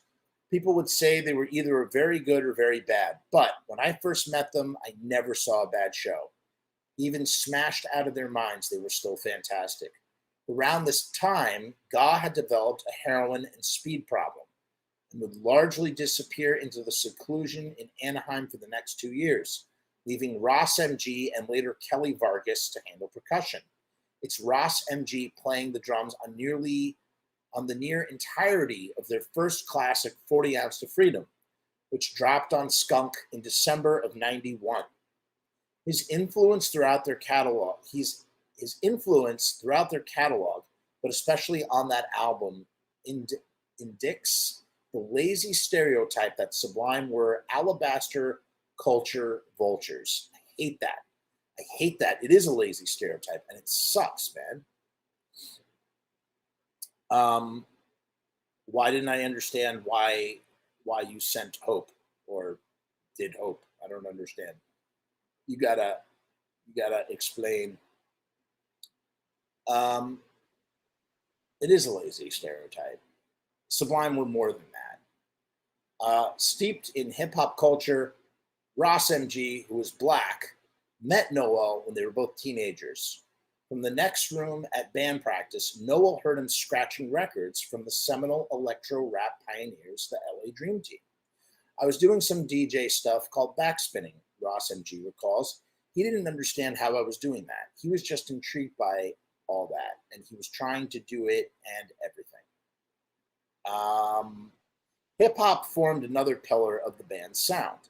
Nowell and Goodman bonded over the first Brand Nubian record and Gangstar. Wilson and Gaugh cite the crew's mutual love of Ghetto Boys, NWA, and Public Enemy, and later on Cypress Hill, Dre, and Snoop. But for Nowell, the two most consequential were KRS-One, obviously, and the song called KRS-One, and the Beastie Boys. And I would also argue Just Ice out of the Bronx. I think he's from the Bronx. And if you listen, that Took a big spliff off that good sense of mean. Yeah, never had to battle with the plain proof ganja. Drink Irish Pass and you drink Africa. All of the DJs surely were taking a lesson. So that's where that comes from. That's where he gets it, you know. I mean, they were doing tons of stuff, but they loved Just Ice. No trace of irony existed on the 40 Ounces to Freedom tribute to the boogie down edutainer. For a perpetual seeker like Nowell, the young KRS offered knowledge of self. In his gift for flipping classic reggae and dancehall toasting into hip-hop, Nowell saw a platonic ideal. Paul's Boutique had a similar effect, definitely. You could feel the Beastie Boys in something like Sublime. Here was a trio of smart-ass ex-punkers who used to open for the Misfits. And, you know, you listen to Pollywog Stew, the first Beastie Boys record, it's just pure hardcore, not a hip-hop beat to be found. Such an interesting notion that they just switched like that, right? Here was a trio of smart-ass ex-punks who not only could rap, but discovered how to weave a goofy, psychedelic brocolage? Wow, brocolage. Learning all these new words today, huh? Let's look that up. Brocolage, noun. Construction or creation from a diverse range of available things. Of all the greatest music ever recorded into their sound. Love it. 40 Ounces to Freedom might as well be a response record. Wow, yes. Yes, just like Pet Sounds and Sgt. Pepper, right? The Beatles, they do Rubber Soul or Revolver. They do Revolver. Brian Wilson does Pet Sounds, and then the Beatles do Sgt. Pepper. That call and response. That's how music develops and evolves. You see something, you're influenced by it. You try and do your own take to either pass it up or emulate it in some way, and it comes out in a different kind of way. It's pretty cool. You can play the spot. The influence all day. I think we need to say a little bit more than just spot the influence. I mean, they are straight up like half covering songs, like pseudo covering Sublime songs. I mean, pseudo covering songs. The English Beat, Frank Zappa and the Mothers of Invention, lots of Fishbone, Big Audio Dynamite, The Police, The Specials. Too many reggae immortals on the list. Take a look at a song like Saw Red. Saw Red is actually a Barrington Levy song called The Girl Is Mine. Every day I love her just a little bit more, a little bit more, a little bit more. I mean, he just sort of like does his thing.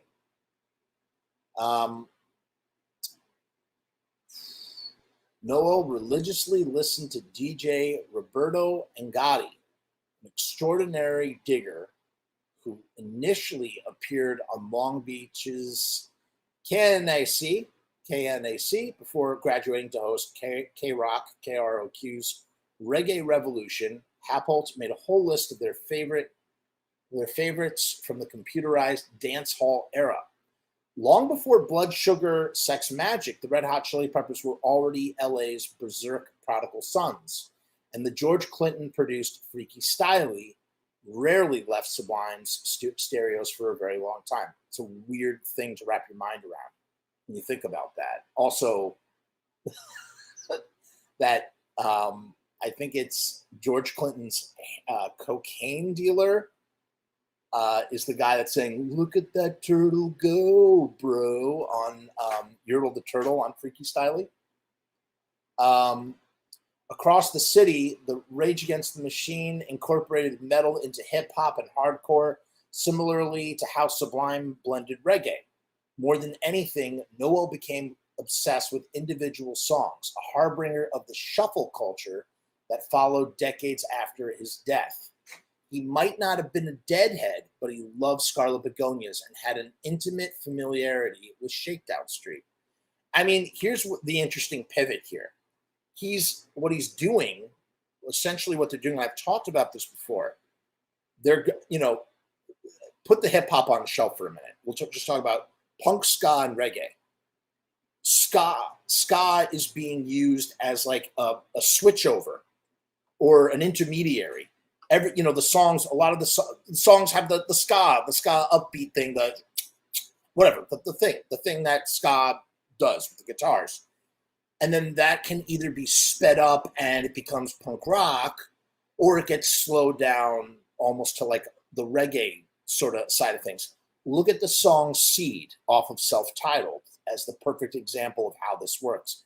The whole song pivots on the ska, speeds up in a punk rock fury, and then slows back down to sort of like a reggae, sort of more like a reggae rhythm tempo, whatever you want to call it.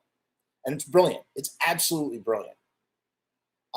Brad was never all in on anything. Brad was never all in on anything, Happold says, laughing. He was the cherry picker guy. You'd asked him if he liked an artist, and he'd just be like, I like that one tune. He reserved his judgment. He collected those little nuggets. He was like, that's what the future is. The present was depressingly bleak.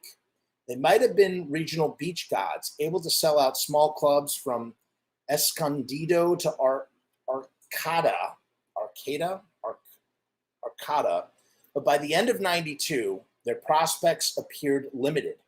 No major label wanted to sign the band, which is not a bad back then it was a bad thing, because your entire validation of your success is predicated on being with a major studio label, unless you're a band like NoFX, as I would learn reading the Hepatitis Bathtub. Check it out. No major label wanted to sign the band. They briefly inked a pact with True Sound, the island-affiliated imprint of Heptone's producer Danny Holloway, but things declined quickly after a strung-out, baseball bat-wielding Nowell tried to rob his label boss for drug money. I never heard that. Epitaph expressed interest too, but passed when Nowell drank 40s and smoked crack in the studio. An untenable act for the label's newly sober founder, Bad Religion guitarist Brett Gurewitz. So he was newly sober. They recorded with him, but they recorded 7 songs. It was supposed to be like a 7-song demo, but they ended up using that for the 40 Ounce to Freedom record and adding all the crack house recordings to it. Because Bradley Nowell literally lived in a crack house and just recorded all night. In the middle of the night, he'd just record. And then he'd pass out during the day. Miguel would come in, set up the recording system that they had. They had this 4-track thing and microphones and stuff.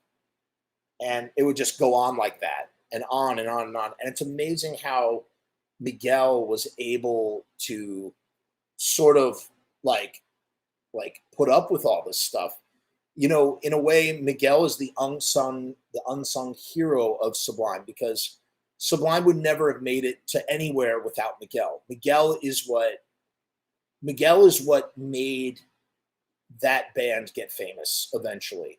Yes, they had the talent. Yes, they had the songs, but they were so dysfunctional that it's Miguel who's allowing, like I said, Robin the Hood probably would not exist without Miguel. 40 Ounce to Freedom most certainly would not exist without Miguel.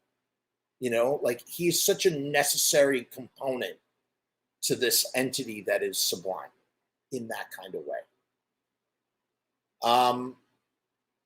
So Nowell's smoking crack. He's trying to rob his label boss for drug money. I mean, he's asking Paul Leary, the Butthole Surfers, for $10,000 for heroin. I mean, it's just insane.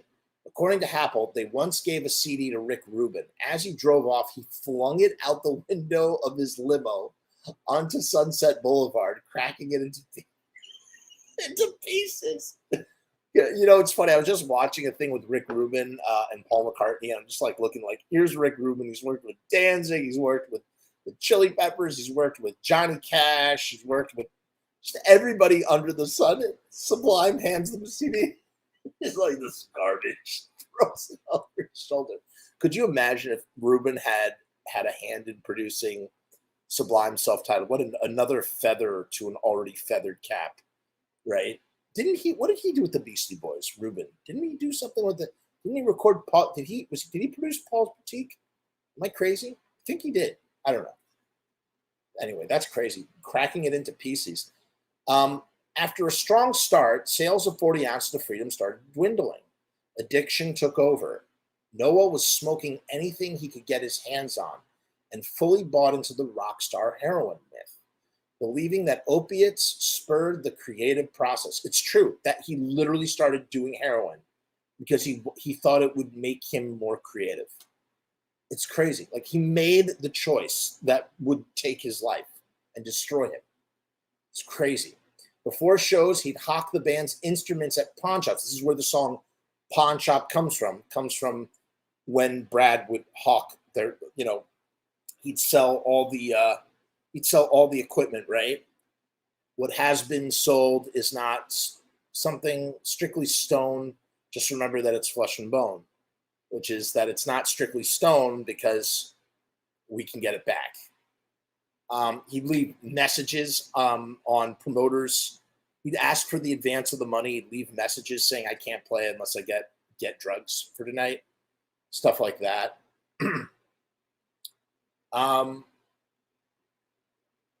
That's crazy. So he'd selling the band's instruments at pawn shops, knowing that someone would have to buy them back in order for them to play that night, exhausting the patience of friends and family, especially his family.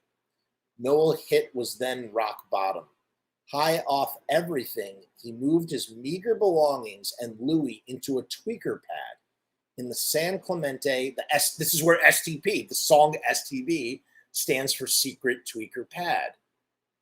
Isn't that crazy when you think, out of my secret pad, because you're talking about we made it hard to live, because I don't want nobody to come hunt nobody down. My secret tweaker pad is now the hottest spot in town. Making eyes ain't easy. Don't want no sheriff breaking down the door to raid me. Isn't that crazy when you think about it? That's what the song STP, where he wrote and recorded part of the group's weakest project. I so disagree.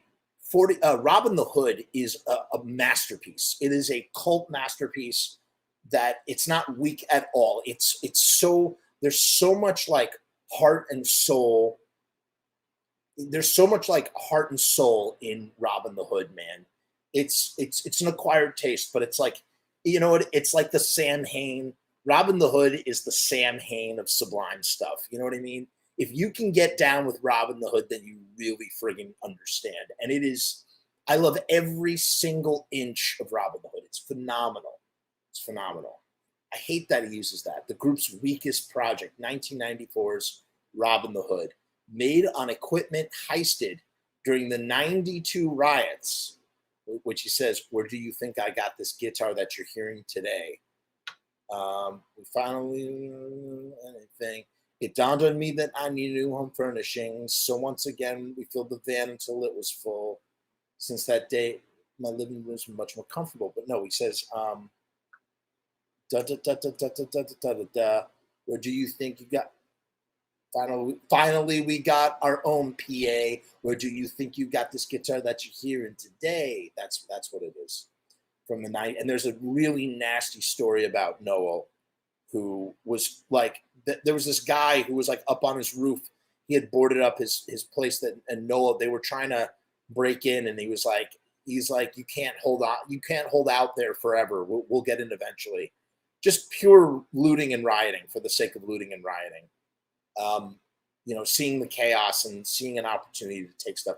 And, like, it's sad because like Nowell was like a rich dude. Like, his dad was rich and took care of him and stuff. You know what I mean? Like, he didn't have to do any of that. All of that was like kind of like, it's like he wanted to live this gutter life, where he's a junkie living in a crack house, participating in riots. I don't know. It's this stuff. This stuff is a bummer, but that was his life, man. I mean, that's who he was. That was part of his life, at least as a drug addict or something.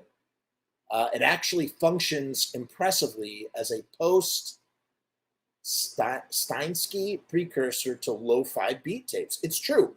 You can look at that stuff as like bedroom mixtapes, man. All these kids, you have all these rappers, all these SoundCloud rappers, they're all doing what Nowell was doing in 1993, except he was doing it in a crack house. That's all he was doing.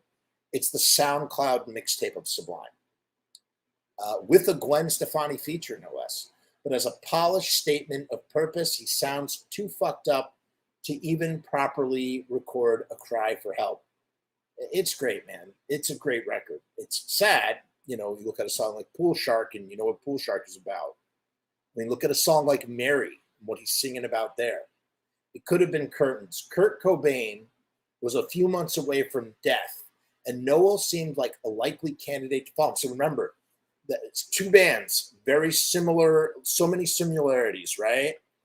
Both trios, guitar, bass, drums, both release albums that go multi-platinum and sort of take over the airwaves. One kills himself at the height of his fame, and one kills himself before he's even famous. Kind of crazy. Kind of crazy. Nowell seemed like a likely candidate to follow him, except for the Sublime frontman. There would have been no MTV Requiems or Rolling Stone covers, at least until DR, date RAPE, randomly became the biggest song on KROQ in August '94, 3 years after it was first released. It was one of those FM fables that could never happen again. A local DJ named Tazzy Phillips plucked a live rendition of the song from an obscure band compilation discovered at the massively influential station's Burbank studios.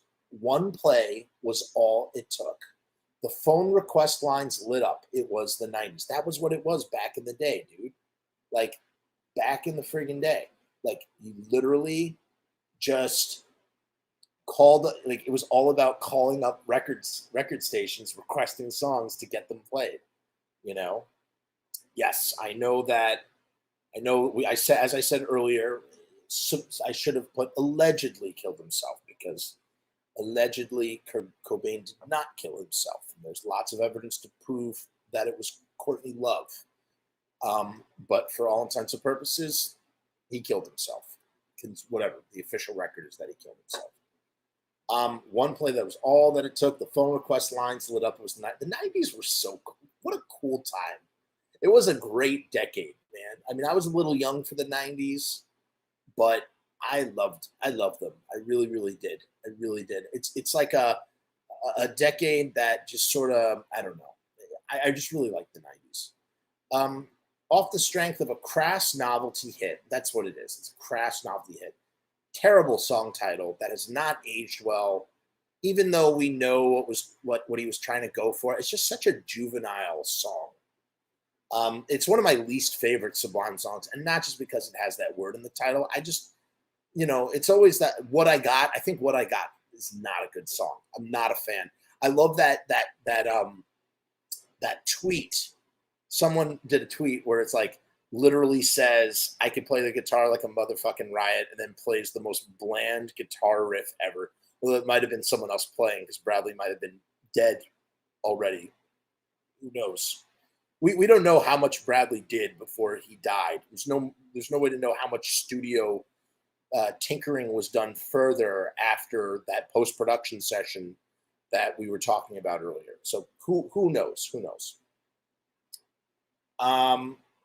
So off of the strength of that crass novelty hit, they had already taken out of their set list, and they hated playing the song, hated doing it. Sublime became the hottest unsigned commodity on the West Coast. Eventually, and at the time when record labels were looking to make a meal out of anything they could get their hands on, freaking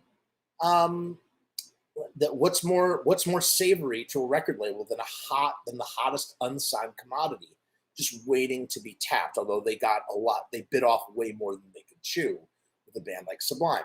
Eventually, they signed to Gasoline Alley, an MCA subsidiary owned by Randy Phillips, the manager of Rod Stewart. John was his nephew, not his father. I mean, it wasn't his father. He had been sold by his nephew, John, one of the label's A&Rs, who would go on to manage Sublime, who eventually started managing the band. Of course, the trio nearly managed to torpedo the deal when, right after a negotiations meeting, they slapped a Sublime bumper sticker on the Elder Phillips brand new BMW. Could you imagine you're signing to a record label, and what do? You slap That's so funny to me, man. It's like, yeah, yeah, yeah, thanks, thanks. Have a great day. You see a BMW in the parking lot and just slap a sticker on it. Fucking BMW, big deal. Gaugh says, prankishly smirking through the phone. If it was a fucking 300 SL Gullwing, that I can understand. Then I can understand. Rather than send the band into the studio to record their next LP, Gasoline Alley insisted that Sublime barnstorm the re-release of 40 Ounce to Freedom now that the major label marketing machine was turning Date RAP into a nationwide hit. In the summer of 95, and you know what's a shame? Like, had they not done that, there's a chance we might have gotten 2 more Sublime albums had they not put so much energy on 40 Ounce of Freedom. We might have gotten another record out of them. That's a shame to me. And then for those who are really, really down with the band that they call Sublime, there are tons of bootlegs out there with all sorts of unreleased songs. I mean, eventually it would get kind of released on everything under the sun, but for years we had the Sublime archive, and it was just like, it was awesome. It was really, really, really, really cool. The Sublime archive had all these songs, like all these songs I never heard before. They had these. There's Sense of Me in '96. There's Pure Anus. That's how I first heard Roots of Creation, which was impossible to find at that time. Eventually, did come out on the Badfish EP as a B-side. Roots of Creation was a super rare song. The original version of '89 Vision with the Ron Jeremy verse that got taken out on the Everything Under the Sun box set. Tons of great stuff. So they wanted them to go back and do re-release 40 Ounces of Freedom, and then in the summer of '95, just as Brad's son is being born, right, something like that, they co-headlined the first Vans Warped Tour, which legendarily devolved into scenes of Lou Dog attacking the skateboarders and a very drunk Sublime starting a mud fight with an upstate New York crowd. As punishment, the tour's founder, that guy Kevin, kicked them off for a week. When Sublime played that rock radio rite of passage, the KROQ Weenie Roast, they felt like they weren't given enough backstage passes. So they counterfeited, right. They felt like they weren't given enough backstage passes, so they counterfeited enough to invite half of Long Beach. By nightfall, Lou Dog had sunk his teeth into the daughter of a record executive. One of their friends had nearly puked on MTV's Kennedy, and they'd stolen all the beer and liquor from Bush's trailer while the runaway grungers were on stage. Were they grungers? I don't think Bush was grungers. They're English. I don't know. It's weird. When they returned, Shrub was tagged everywhere. I know what Shrub is all about.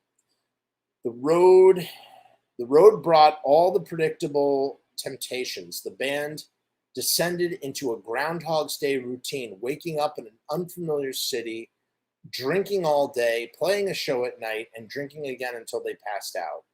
In an attack, and there's tons of footage of Warped Tour. There's just like every city, someone was shooting video of these guys in Warped Tour.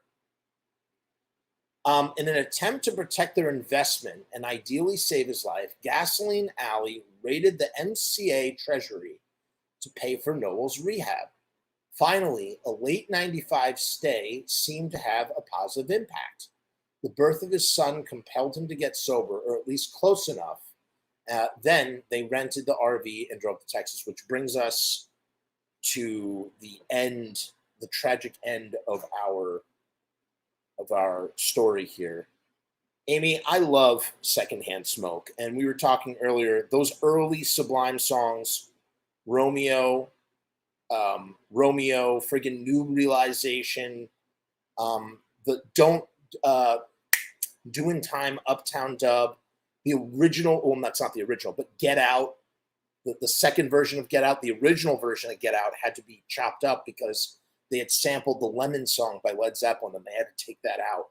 So that got taken out. The original 40 Ounces of Freedom has 2 extra songs on it. It has Get Out as the second track after Waiting for My Ruka.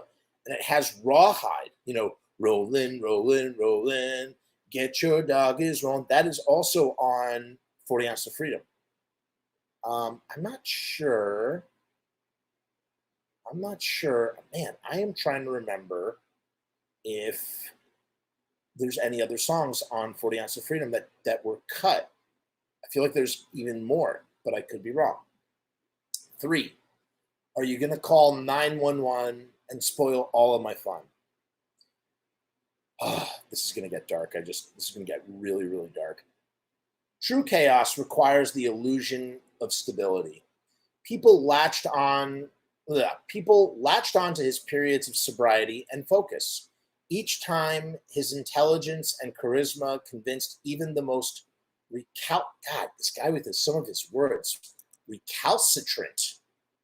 Man, what does that mean? Recalcitrant. Let's look that up.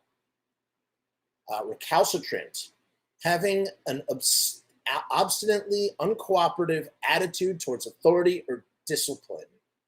The most recalcitrant skeptics that he'd kick the habit for good.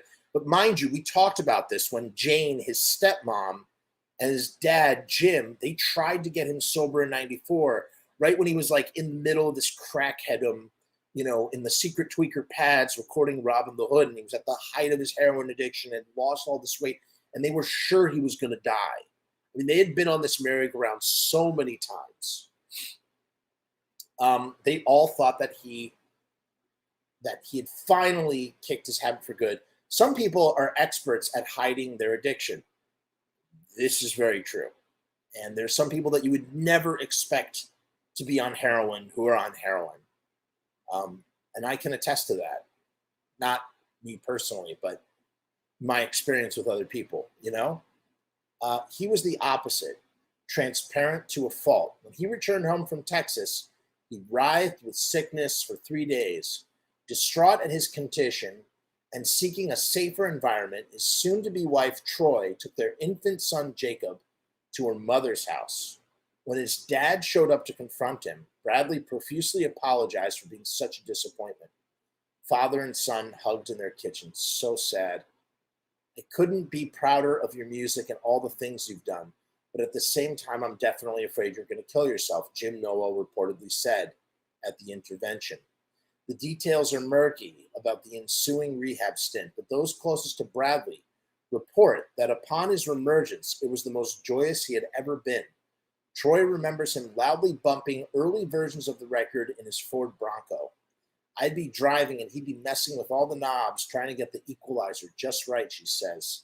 There were some songs that he hadn't even heard the final versions of, and he was so happy and proud of what they accomplished. What's such a bummer, man? Yes, we are talking about the horse. We are most certainly talking about the horse.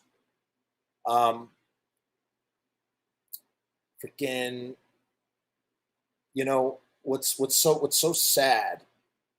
What's so truly sad about this is just that, like, no matter what, when someone is like in the grips of addiction, no matter what they say to you, they're probably lying through their teeth, doing anything that they can to keep the machine going. That's how it works.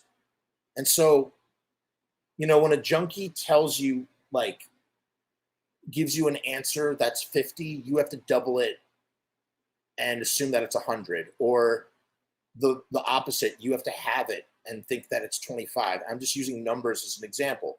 Like, whatever they're saying is either an under-exaggeration or an over-exaggeration.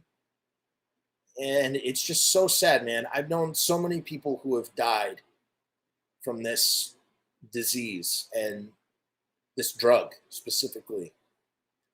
And it's just sad, man. It's just sad. The lives get cut short. And especially with someone who has their entire life ahead of them, has everything going for them, and they throw it all away. Fuck, man. Fuck. And the person who suffers is not, if, you know, the thing is, that's assuming that the drugs kill you, you know, because there's two ways that suffering occurs. The first way is that if friggin' if you're doing drugs and you die, then you're dead and that's it. Like you're not suffering anymore, but your life is gone, and that really sucks. And like, you know, that's really shitty. In a way, what's far worse is when you don't die and you keep going and you keep doing the same thing over and over, and you're not dying, and instead you're enslaved to substances. And then the other thing of suffering in this scenario is the people around you, man. It's the people around you that you hurt the most. Brad's father in this case, who thinks about, he said in interviews, he thinks about his son every single day of his life. So Brad's selfishness, you know, because, you know, this disease, it's a selfish disease. It's a disease of selfishness. And it doesn't go away when you get sober. You got to keep working on yourself. You got to keep working on yourself, or else you'll be miserable because you're so selfish. This disease of selfishness ends up affecting everybody but you, because you die, and then everybody has to live with your death. And, you know, my friend Adam, you know, who I know, we know each other, and we knew each other. And, you know, it's so sad, dude. It's so sad. Dude was down in Florida, finally got sober. Same story as Bradley Nowell. Was about to go on Warped Tour with his band. The year was 2008. May 19th, 2008. Very close to when Bradley Nowell died. And he overdosed on heroin. And he died. It's so fucking sad. So sad.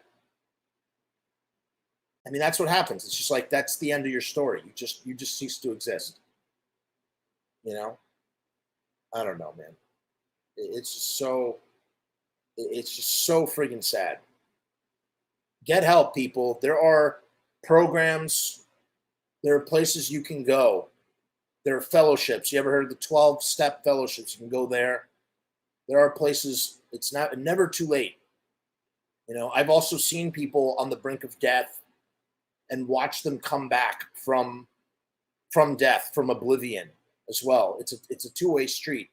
It doesn't always have to be the end. But in the case of Bradley Nowell, it was the end, you know?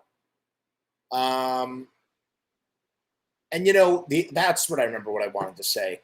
You know, he's saying, oh, it was the most joyous he had ever been, reemergence, blah, blah, blah, blah. But you want to know something, man? I mean, the dude wasn't really sober. Like, he'd been sober for like a month. That's like nothing. A month is nothing, you know? Especially if you don't have a program or a support structure. You get out and you just walk around, you're just going to eventually fall back into the same behaviors. You know, if you don't have any defense from the first drink or the first drug, you're going to eventually go back out. And that's what happened to him. He didn't have a defense. Drugs were put in front of him. He couldn't say no. He figured he'd tie on one more time, and he killed him. It killed him just like that. And because he had been sober for, you know, a month or two, however long it was, because he had been sober, at least off of junk, he had lost his tolerance, and he cooked up the wrong amount, and it did him in. And now today, with fentanyl is a friggin' crazy situation. Could you imagine if that happened back then?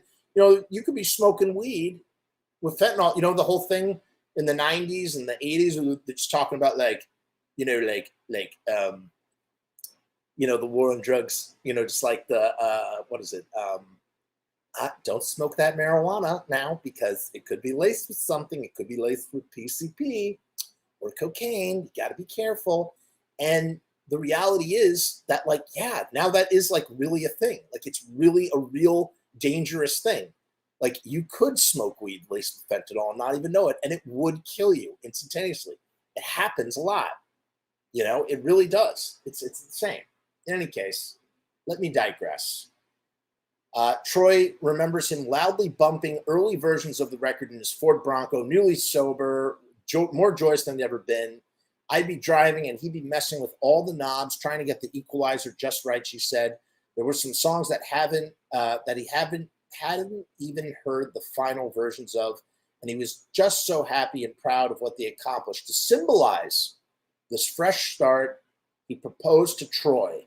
On May 18th, the couple were married in a Hawaiian-themed ceremony on May 18th. He was dead on May 24th. You realize this? He was dead on May 24th. He died. No, sorry, May 25th. He died. The couple were married in a Hawaiian-themed ceremony in Las Vegas. Afterward, the newlyweds and their friends gambled and boozed late into the night. The photos from the evening reveal a rare, non-opiated euphoria in Nowell's eyes. His face was fleshier too, indicative that he had begun to put weight back on after the drug bender. A few days later, Sublime began a short West Coast swing from which he would never return. Oh my God, this is so sad. This is so fucking sad. The first show was at Gen X orgy called Chicapalooka, held at a park in Chico. Hordes of heavily tattooed and pierced crust punks. And you can listen to all these shows. All of these shows have been recorded. You can hear every one of them, including the last show, the final show. Oh my God. I'm so sorry to hear that, Amy. I hope that your boyfriend is doing better or gets the help that he needs. And yeah, that's really sad. That is what happened to Hillel, the original Red Hot Chili Peppers guitarist. I don't know if you're going to want to listen to this part, Amy. It's really sad and tragic. Just a heads up. And like I said, I hope your boyfriend is doing better. I'm really sorry to hear that, truly. Hordes of heavily tattooed and pierced crust punks gathering to watch an opening act swallow swords and insert nails through his nose. At one point, dozens banded together to help search for a severed finger. Wow. Sublime's booking agent described it as one of the most insane, crazy rock and roll shows I've ever seen in my life. There were probably 2,000 people there. The fence got torn down. Security was overwhelmed. At the after party, Nowell reportedly demanded the bodyguard hired to save him from himself give him money to buy drugs. So that's crazy. So I did not know. I knew. Here's how it goes. Here's how it goes. Right? They had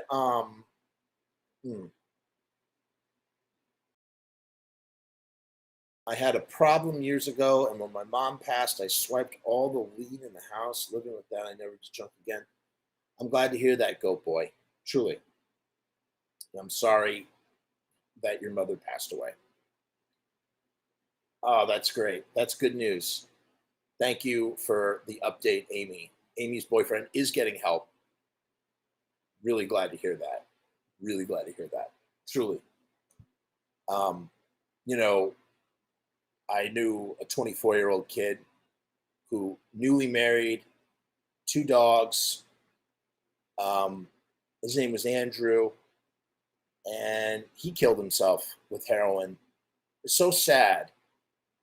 It's so sad. He was a teacher, and I tried my best to help him. And in the end, he was incapable of being honest and doing the work required to be sober. And he couldn't get over the fact that his wife had divorced him. And about a month and a half later, he killed himself after we had parted ways. I was the one who put up a boundary. I was like, look, if you can't be honest with yourself, then there's no work that we can do here. He wasn't doing the work. I'm sober myself. For those of you who may or may not know, I'm sober. I've been sober many years. And it was just very sad, man. Very sad to see this kid who had his, I couldn't, I told Andrew that he had his whole life ahead of him. He could not see it. 24. I was like, dude, you got your whole life ahead of you. You're young. So your wife is, you've divorced your wife, but it's like whatever. Like you're so, like, he couldn't see any of that. I looked at him as I'm 35 and he's 24. And I'm just like, oh no, I was I 34 at the time? 33? I was 33, maybe. Okay. So it was about like 8 years. I was about 8 years old. What was it? 8? No, it's more. God, how old was I? 3, 6. I was about 9 to 10 years older than this kid. And I was so trying. I was like, dude, you're so young. Like, you have your whole life ahead of you. And he just couldn't see that. He couldn't see that. And he overdosed on heroin. And then he texted, his last thing he texted to anybody was to his girlfriend's ex-wife. And he did it in a way to get back at her. And now he's gone forever. And he will never amount to anything. And except for this story, this parable, this warning, just like Bradley Nowell. At least Bradley Nowell has music, and he left a son behind who's doing his own thing. Andrew, what does Andrew have anything to show for it but some pottery? He was really good at pottery. He told me that, I said to him that I was like, what are you good at, man? Because he just wanted to die. He tried to kill himself. He slashed his wrists, and I didn't hear from him for a while. And then, I heard from him, and he told me what he did and how he wound up in a mental hospital situation, like a hold, right? And he wound up in a hold, and he got out, and I hadn't heard from him. And he finally admitted that he had tried to take his life. And he was like, I asked him point blank, I was like, do you want to live? I said this to him over the phone. I said, Andrew, do you want to live? And he said, yes. Yes, I want to live. And I said, this is what you have to do. You're going to have to do some stuff in order to live. They couldn't do the stuff. He just couldn't do it.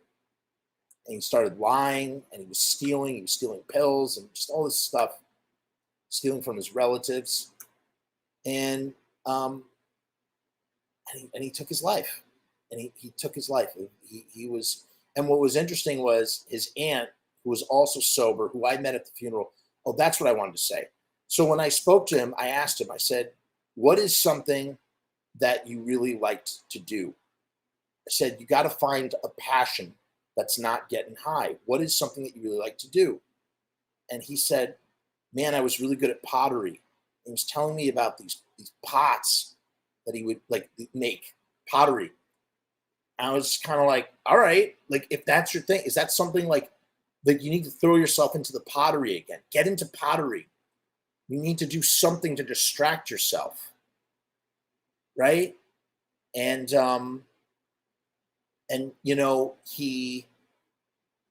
he told me he was going to do it, blah, blah, blah. And then, like I said, he couldn't get honest with himself. I put up a boundary. I was like, dude, this isn't working out.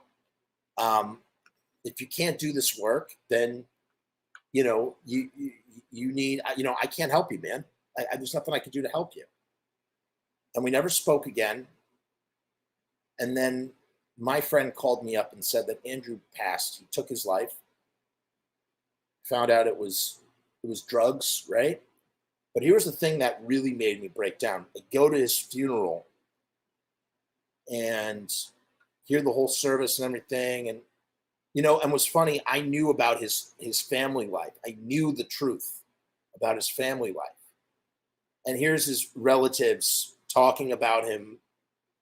And I just thought in my head, that's such bullshit, because he told me, or at least he told me his side of things, some things. I don't know. Who knows what to believe with them?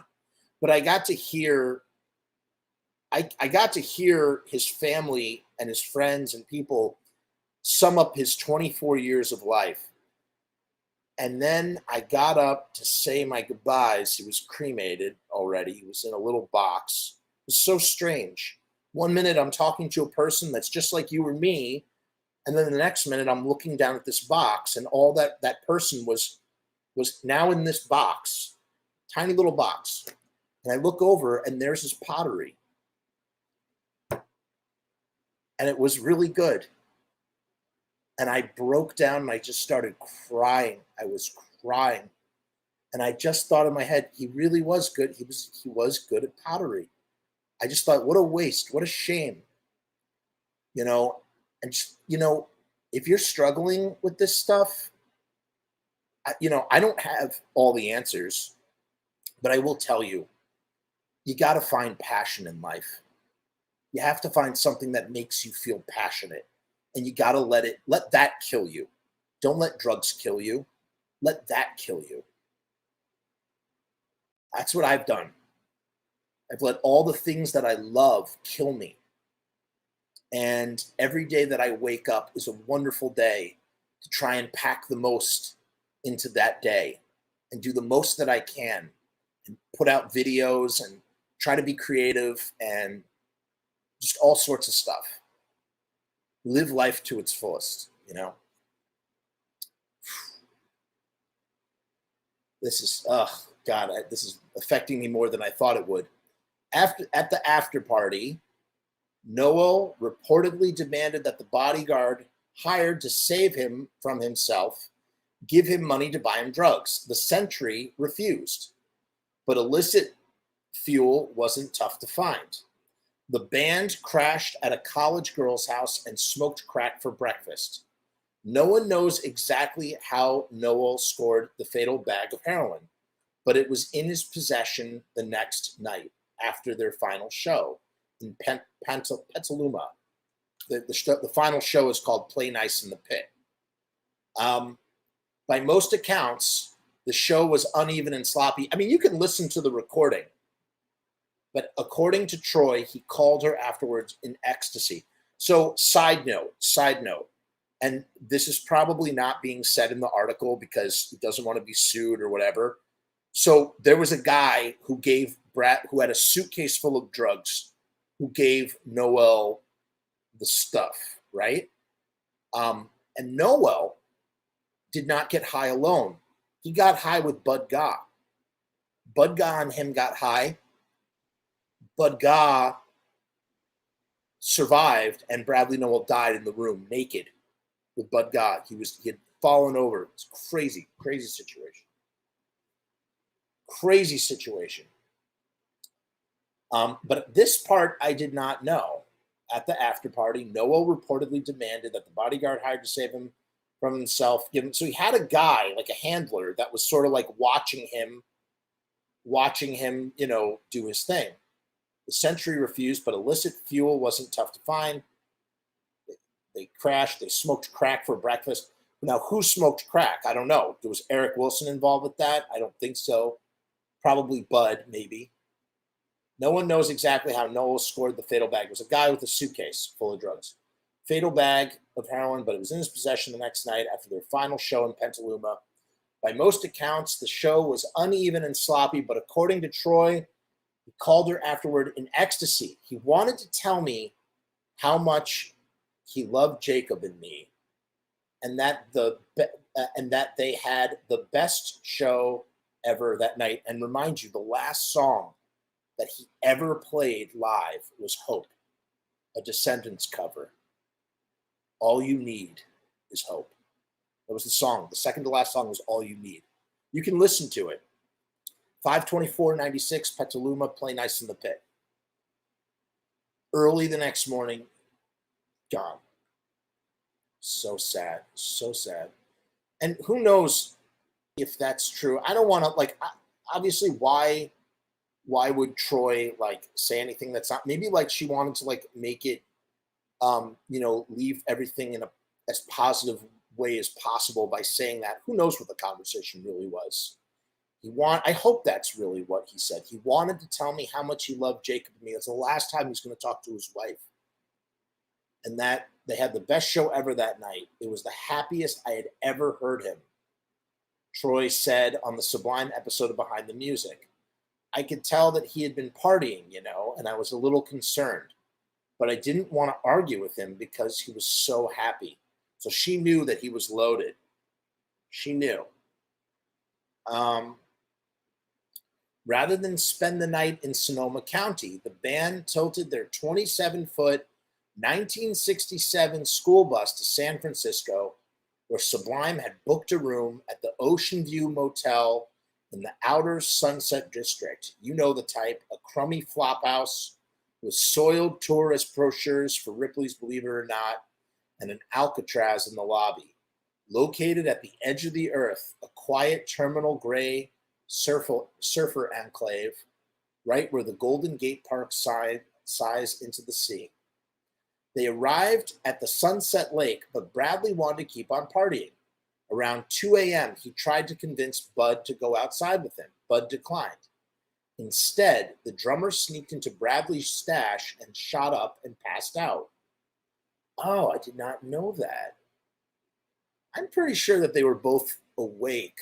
Didn't he do it with him? Instead, the drummer, okay, I guess not. I don't know. The drummer sneaked into Bradley's stash, shot up, and passed out. Bradley futilely attempted to wake up Happold and Wilson, and then he grabbed Louie and haunted the sands of Ocean Beach until sunrise, awed by the treacherous 10-foot waves. As the ashing dawn broke, the man who finally had it all crawled into bed with his Dalmatian. One bad shot poisoned everything. Gaugh awoke next morning to discover Bradley sprawled akimbo, naked, curled at the edge of the mattress. Lou Dog whimpered mournfully. A crust of yellow and white mucus coated Nowell's mouth. There was no doubt of overdose. Now, I've heard Gaugh also say it like this, that it looked like he had just really gotten a good shot, and that it was so good that he didn't even make it to the bed. Like, he kind of fell half onto the bed and was just sort of hanging there, just sprawled out, Could you imagine the realization when you look over and see that the centerpiece of your band that's about to explode everywhere is gone, and that even if you can't understand the ramifications, that your band is no more. Their band literally ceased to be because of these actions. Gone. I thought I was in hell, Gaugh told the LA Times several months later. I thought that was probably supposed to be me. The Grim Reaper saw him laying on his side, saw the tattoos, and thought that must be Bud. Gaugh frenziedly tried to resuscitate his best friend, but he was already long gone. It's crazy. So he spent the last hours of his life by himself. Could you imagine if Miguel or Eric Wilson had woken up? Maybe, they say the opposite of addiction is not, it's companionship, man. It's fellowship. That's why all those 12-step meetings, that's what that stuff is all about. It's about finding people who have the same problem that you do and banding together. And there's nothing like feeling the love of people that are just like you going through the same thing. Nothing. It's just like, it's a love. They talk about all these different types of love in life. There is love, the love for a child. I felt that. I have 2 children. I have the love for my wife, the love for my friends, the love for my parents, the love for my siblings, the love for people I don't know, like the musicians that I love and worship and the filmmakers I love and worship. And then there's the love that you get from people who are just like you and going through the same shit that you're going through. There's nothing like that. It's feeling like it's just a wonderful feeling. And who knows if Bradley Nowell had gotten that stuff, that maybe he would still be around. I often think like maybe I'll get to that in a minute. I'll tell you what I think Bradley would have done, where he would be today, My God. He tried to resuscitate his best friend, but was already long gone. In the bus outside, a hungover Wilson sent a friend inside the hotel to fetch ice for Bloody Marys. He returned in tears, fitfully breaking the news. The paramedics arrived and rushed Nowell to the hospital. No chance. The coroner pronounced, I can't talk. The coroner pronounced him dead at 11:30 a.m., May 25th, 1996, 7 days after the wedding, at 28 years old. Back in Long Beach, there was shock and emotional devastation, but little surprise. In the national media, Nowell's death barely registered a blip. The July overdose, I mean, there were people for years. I think everybody knows now, but for years, for the first 10 years of this band's existence, so many people, like, on a regular basis discovered that Bradley Nowell was dead. Like, they thought that he was alive, like, you know, and then found out that he was dead. You know what I'm saying? Like, it's crazy. The July overdose death of Smashing Pumpkins touring keyboardist Jonathan Melvoin received far more attention. As for the band, they were obviously finished. Without their frontman, chief songwriter, and creative mastermind, there was no point. Sublime weren't even Sublime. Like, that's the craziest thing of all, is that, like, they could not, like, just so insane. Like, they couldn't even be the thing that they were, you know? Yes, it was May 25th, 1996. That's so weird. I remember when it was the 10th anniversary, and now it's coming up on almost 30 years, man. Fuck. God, the time flies.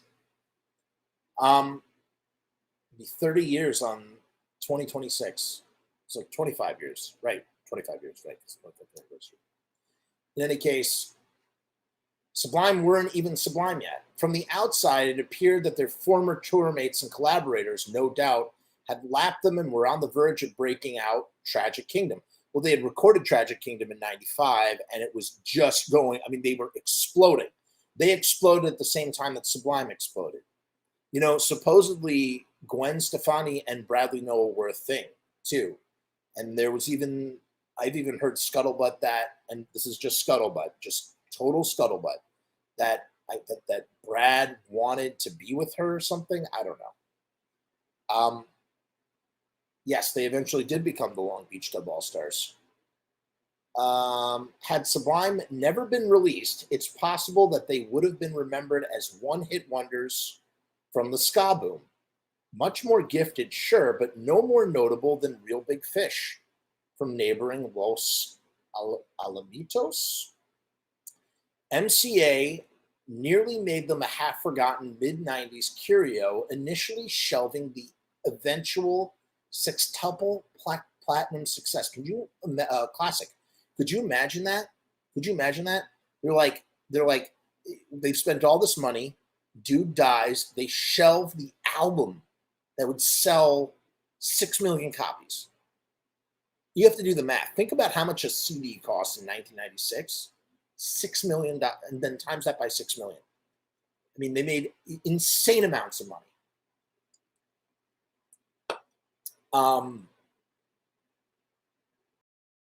It's so insane. Having already hemorrhaged an estimated $500,000 in tour support, rehab bills, advances, and recording costs, it was more. It was over $1 million. It was over $1 million.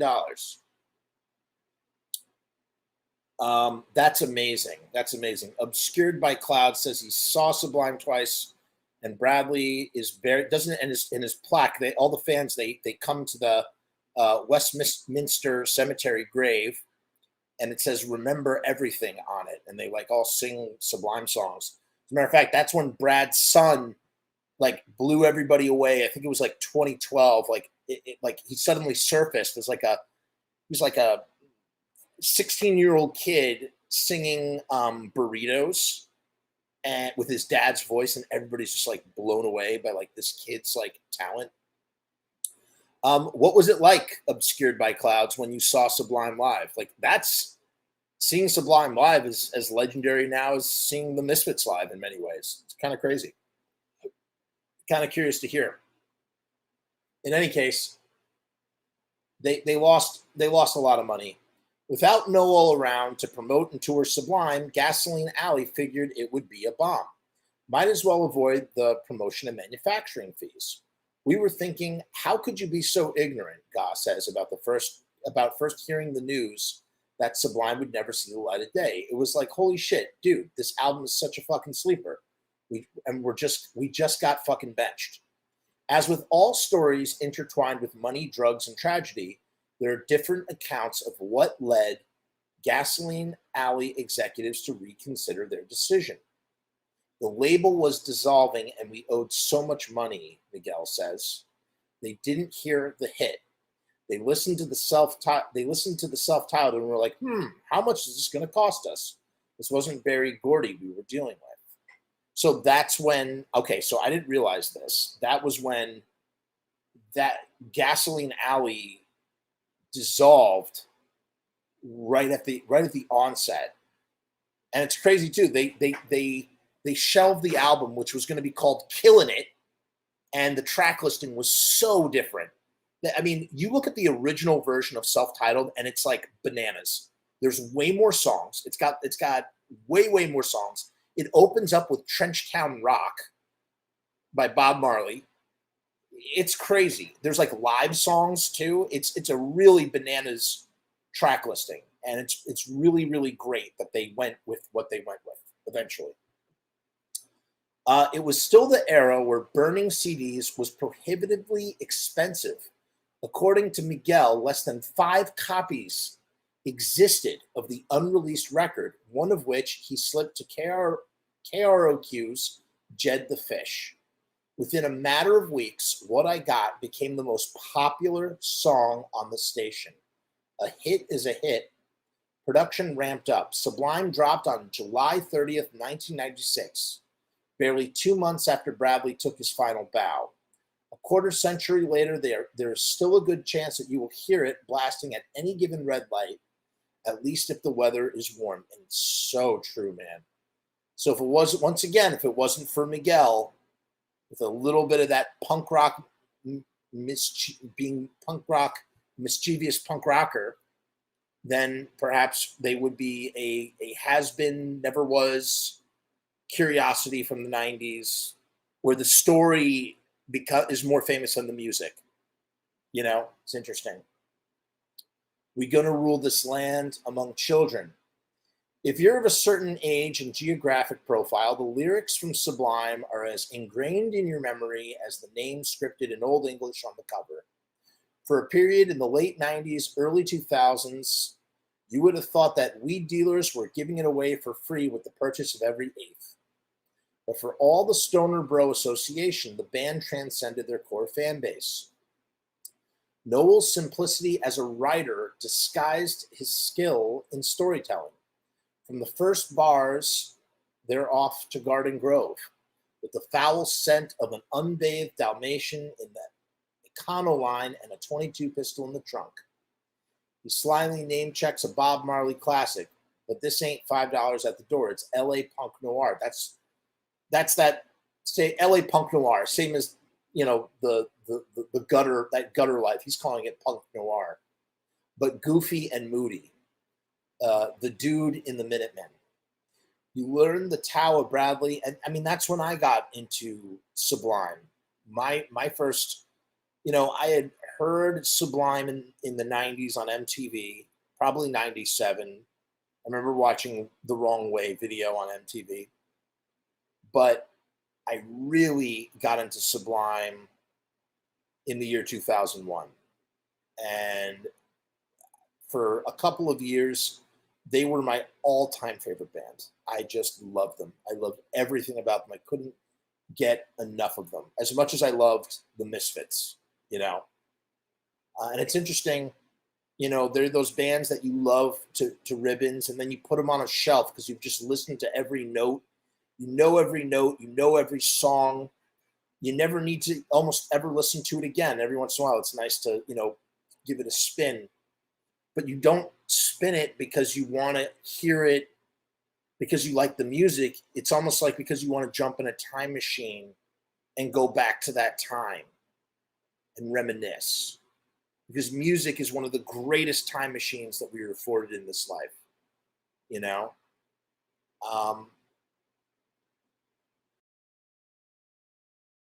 Here's what Obscured by Cloud says about seeing Sublime live. It was pretty sick. I remember the second time I was in the pit, and Opie, the guy on the cover of Robin the Hood, who also designed he did all the art for the band and was in the inner crew and designed that sun that you see on 40 Ounce to Freedom. The sun, I don't know if you can see it, but it's right here. The sun from 40 Ounce to Freedom, and also would be one of the singers for the Long Beach Dub All-Stars. Was shoving a girl out of the pit, and I remember they got shut down. Wow. He was shoving a girl out of the pit, like to save her? Bradley was bombed. Wow. Sublime was punk as fuck.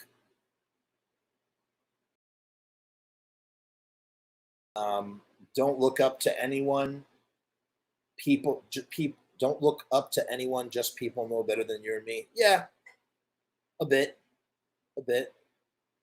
I can appreciate that. You learn the Tao of Bradley in those first few minutes of Garden Grove. He's a lovesick fool, but he'll fuck you up if you mess with his dog. An artful thief in the night, pillaging and reimagining sounds, but half crazy. He tells the driver of the van to pull over. His soul's unsound.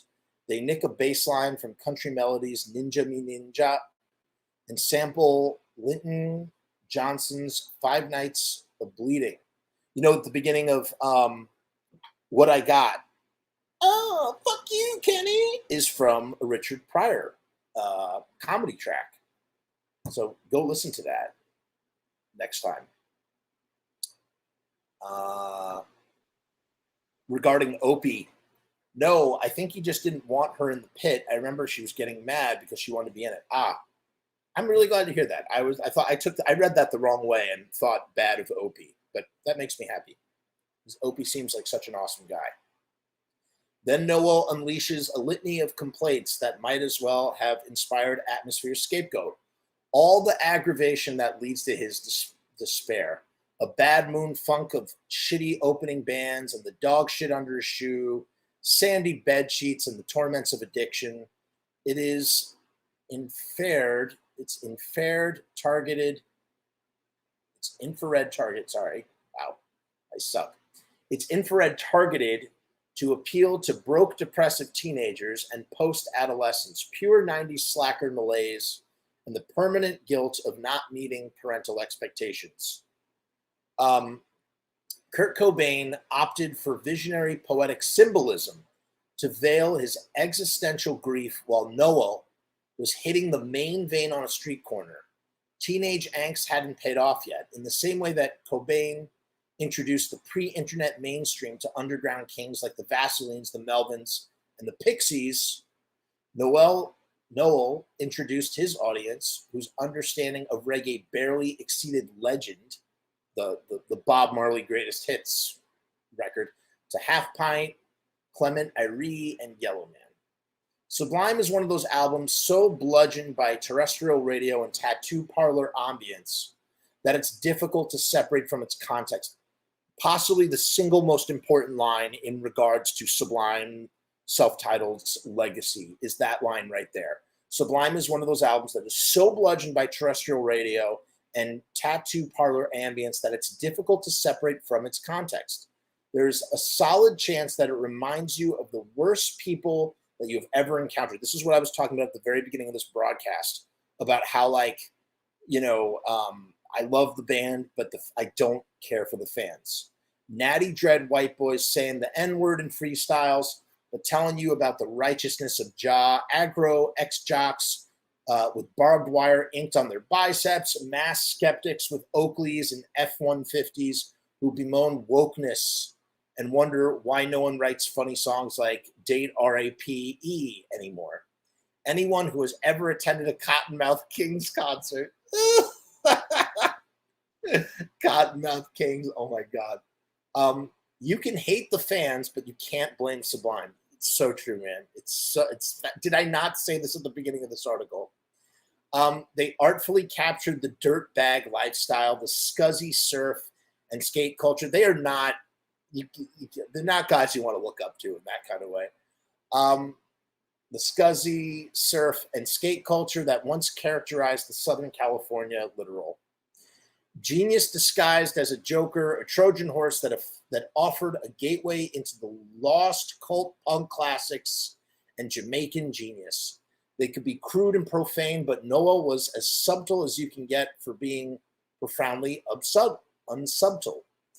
The dysmorphia of the time would lead you to believe that Sublime was a smash as soon as it hit Sam Goody's across the US, but it didn't reach the top 20 of the Billboard 200 until May of 97. So it took almost a year from Bradley Nowell's death.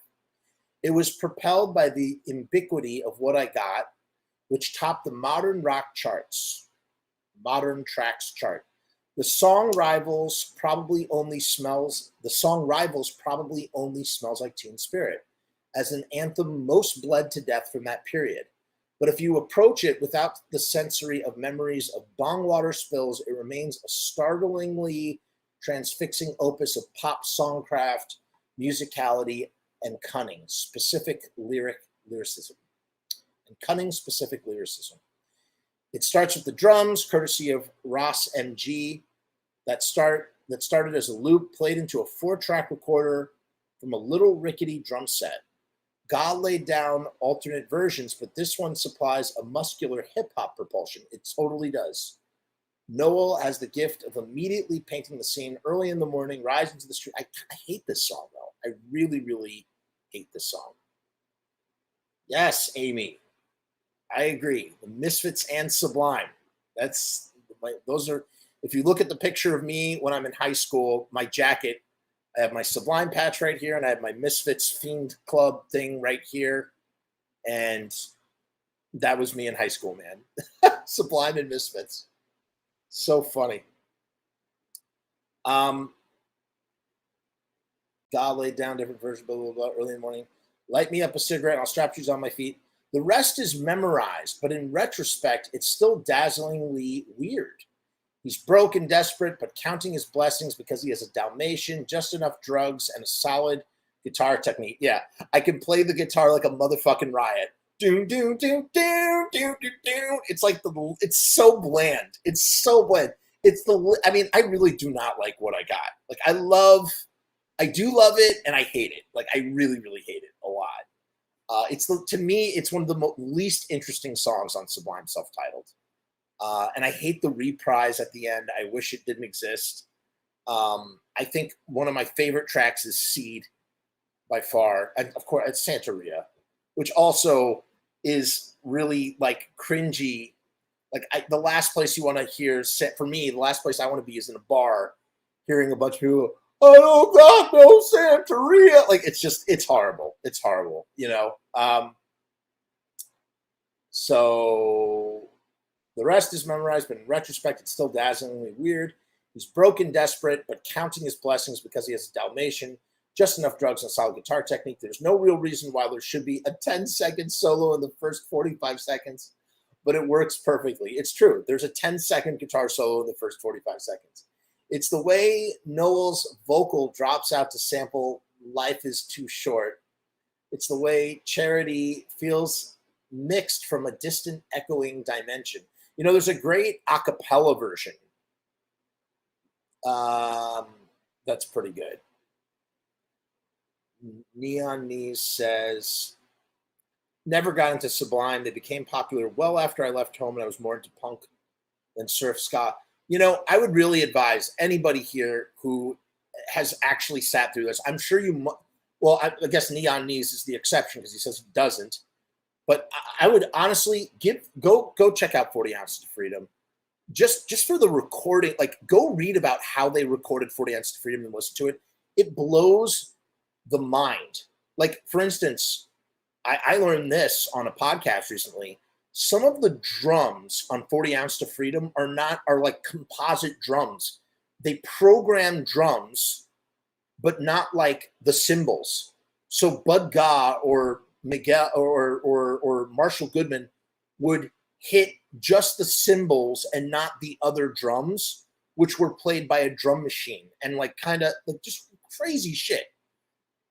Crazy analog shit that they were doing. It's awesome. It's really, really awesome. So yeah, charity, something like that. And it's Hook, straight from Half Pints Loving. So they don't even get the full songwriting royalties on this song because this refrain is from Half Pint. And the bridge that feels effortlessly natural but scientifically designed for arena sing-alongs. I don't cry when my dog runs away. I don't get angry at the bills I have to pay. I don't get angry when my mom smokes pot. In the same way that RZA was lifting 70s soul hooks, comedy routines, and stack samples to rebuild Wu-Tang into its own dusted constellation, Sublime plundered their own crates and memories. On What I Got alone, there are samples from Richard Pryor, which is what I said before. Fuck you, Kenny. That's Richard Pryor. Richard Pryor, LL Cool J, the Fugees, and the Affirmation, Too Short, and the Half Pint Nods. The melody warps the Beatles' Lady Madonna, yes it does, into something ready-made to be blared from the subwoofers of a pickup truck.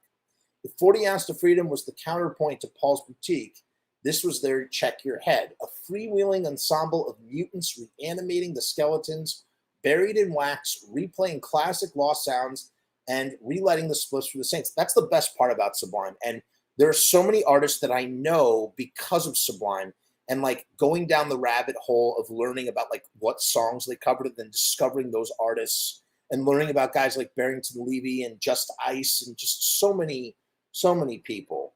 Obscured, who saw Sublime back in the day, says, "It took me years to like the self-titled album. I still own the demo album, Jah Won't Pay the Bills tape, and 40 ounces that are worth a pretty penny. I was just about to say at the end of your comment, but you said it first. This dude clearly knows the stuff. Those things are worth lots of money. The collector's market, also like the Misfits, there's a ginormous collector's market for Sublime stuff. And Sublime were very industrious about putting out their own merch. They would like put 13 ounce, they did 13 Ounces to Freedom, and they had all these weird releases, kind of like Pure Anus and Sensimia 96, what we were talking about, Coping With, Memories, Disc 1 and 2. I'm trying to think of some of the other bootleg albums that are like just like studio outtakes, and a lot of this stuff was leaked by Brad Nowell right after they got signed, for fear that it would never see the light of day because they were like officially owned by a major label. So they leaked their own shit just to get it out. Neon Knee says, obviously heard them on the radio, which the songs are played daily. I'll have to have a nosy on their other stuff. I really think you should, man. And, it's just, it's good music, man. It's really, really fascinating stuff. Isak says, as a hip hop fan, I love 40 Ounce because the genius of the samples. That's right, man. You listen to Let's Go Get Stoned, the set, Night I Had a Dream. Oh, it makes me sick. Saw you in the bedroom sucking someone else. Boom, I couldn't. And then the friggin', it just drops down. It's great, man. It's really, really, really great. Tons of stuff like that. They were genius when it came to sampling stuff. So, there's something for everyone to love. If you are a fan, if you are a hip hop fan, you're going to love Sublime. If you're into reggae, you're going to love Sublime. If you're into ska, you're going to love Sublime. If you're into punk rock or heavy metal, you're going to love Sublime. There's just so much stuff. You're so right, Isak. He says, Bradley was a musician with the mind of a DJ. And all hail the boss DJ, man. It's true. It's friggin' true. That was the sound we were striving for all along, and we finally got to where we were going with that sound, Gaugh says. We wanted to be like the Beach Boys or Bob Marley, and we just weren't quite there yet. And then we finally made it, and it was like, fuck.